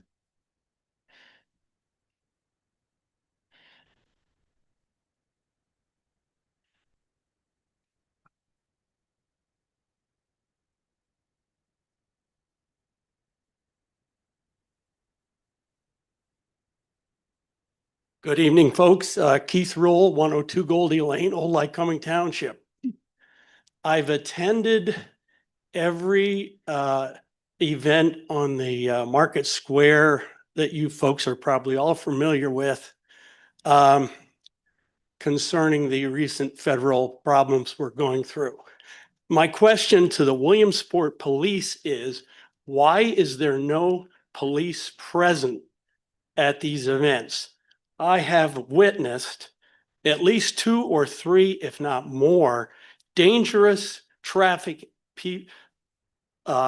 violations that occur at these events where people in generally big Ford F-250 diesels will come to the light at Market Street and 3rd, rev up their engines, blow black smoke all over the place, spin their tires in front of 200 or 300 people. Many of them are within 1 or 2 feet of the edge of the road. There's not a police officer anywhere. Why is that? Well, I will say again, if you see a crime being committed, dial 911. Well, that's easy to do, but the guy is gone before 911 would ever respond. Well, we don't know what crimes are going to be committed. If we Of course did, we you would be don't, there. but when you have a gang like that and people like that in front of 200 or 300 or 400 people and act like that, that is totally unlawful, irresponsible activity that the police should be watching for, because somebody's going to get killed. It's only a matter of time. And I've seen this happen a couple times, if not 3 or 4. Every one of these incidents, there have at least been 2 or 3 people doing this. And usually it's the same person that will go around the block and do it again and again and again. And there's nobody there to take any responsibility for that. I think Chief might have some perspective Please to do. add. Absolutely hear what you're saying. One is we're kind of damned if we do, damned if we don't. If we show up, we get chastised for being there because, it's been there. We're trying to give you the ability to express yourselves, and stuff. It is just a phone call away. One of the things is we don't have the luxury of having as many officers that we wish we had out there. So, we have officers that are just handling calls. And so to sit an officer down there just for you guys, sometimes it's difficult. But if we do have an extra officer, we do try to throw them down there, circle around. We're aware of what's going on and what you guys are doing. So we're trying to watch it so nobody comes down and disrupt what you're trying to do, and it's what your constitutional rights to do. Well, everybody has their constitutional rights to demonstrate whatever they want to demonstrate peacefully, but these people are flirting with disaster. And I've seen close calls a couple of times. Understood. Did you call 911 when this happened? No, the guy's gone. How do you get him? Yeah, I would, well, so look, I appreciate you, bringing forward the issue, and articulating that to us, and the chief. Chief, thank you for your dialogue here. What I would leave you with is, even if they're gone, I mean, you got to at least report it, okay? And even if it's not the 911 number, the general number for the police department, call it in. And they at least know that, hey, this happened when, where it's at, that I think might aid in their future efforts in terms of whether it's patrols, that kind of thing. It's better to report it. Am I right, Chief? Than not. Also, if that's being reported, then we have a reason to go down there, send Correct. down there. Correct. Review, So we can review. Correct. We need a description of the Videos. vehicle, a license plate number, and if the guy comes around 2 or 3 or 4 times. We'll also understand we have video surveillance down there as well, Good. that we can go back and Good. review, but we Good. need to be made aware of it. Good, at that time. absolutely, because it's happening virtually at every event. And then the other thing I would add too is, I mean, you saw us approve the administration submitting a grant for some additional type barriers that help us in particular types of events to try to minimize or maximize public safety, maybe minimize those kind of things as well. So, we as a city are working to try to address those types of things that have come forward to us in ways, maybe it's staffing, maybe it's other ways, but we are working to try to address a number of these things. Well, the first Friday So- events are a little more under control. These things this is the Wild West, and Appreciate it. people they're acting like they're in the Wild West, and somebody's gonna get killed. It's only a matter of time, so. Appreciate We it. will look for license plate numbers and descriptions, and we will get on the phone and call it in. Thank you, sir. Thank you. I I'd also suggest that get your phones out and take some pictures of what's going on and refer that to the police department. I think being proactive that way would help a lot. And myself, it's kind of a double-edged sword sometimes. When you're having an organized event, and maybe it's however you want to characterize it, it's people exercising their freedom of speech. And unless there's imminent danger, I don't think you want police there, because some people may be intimidated by that. So I think there's a balance to be kept. But specifically, take the pictures and send them in, and you have the evidence right there. Any other final comments from the public?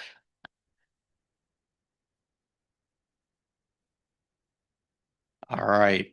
Any comments from members of council? Any comments from the administration? Chief, please. Oh, okay. Appreciate that, Chief. Thank you very much. I think the news media left. Okay. Motion and a second for adjournment. Second. All in favor? Yeah. Aye. Thank you all. We'll see you in a couple weeks.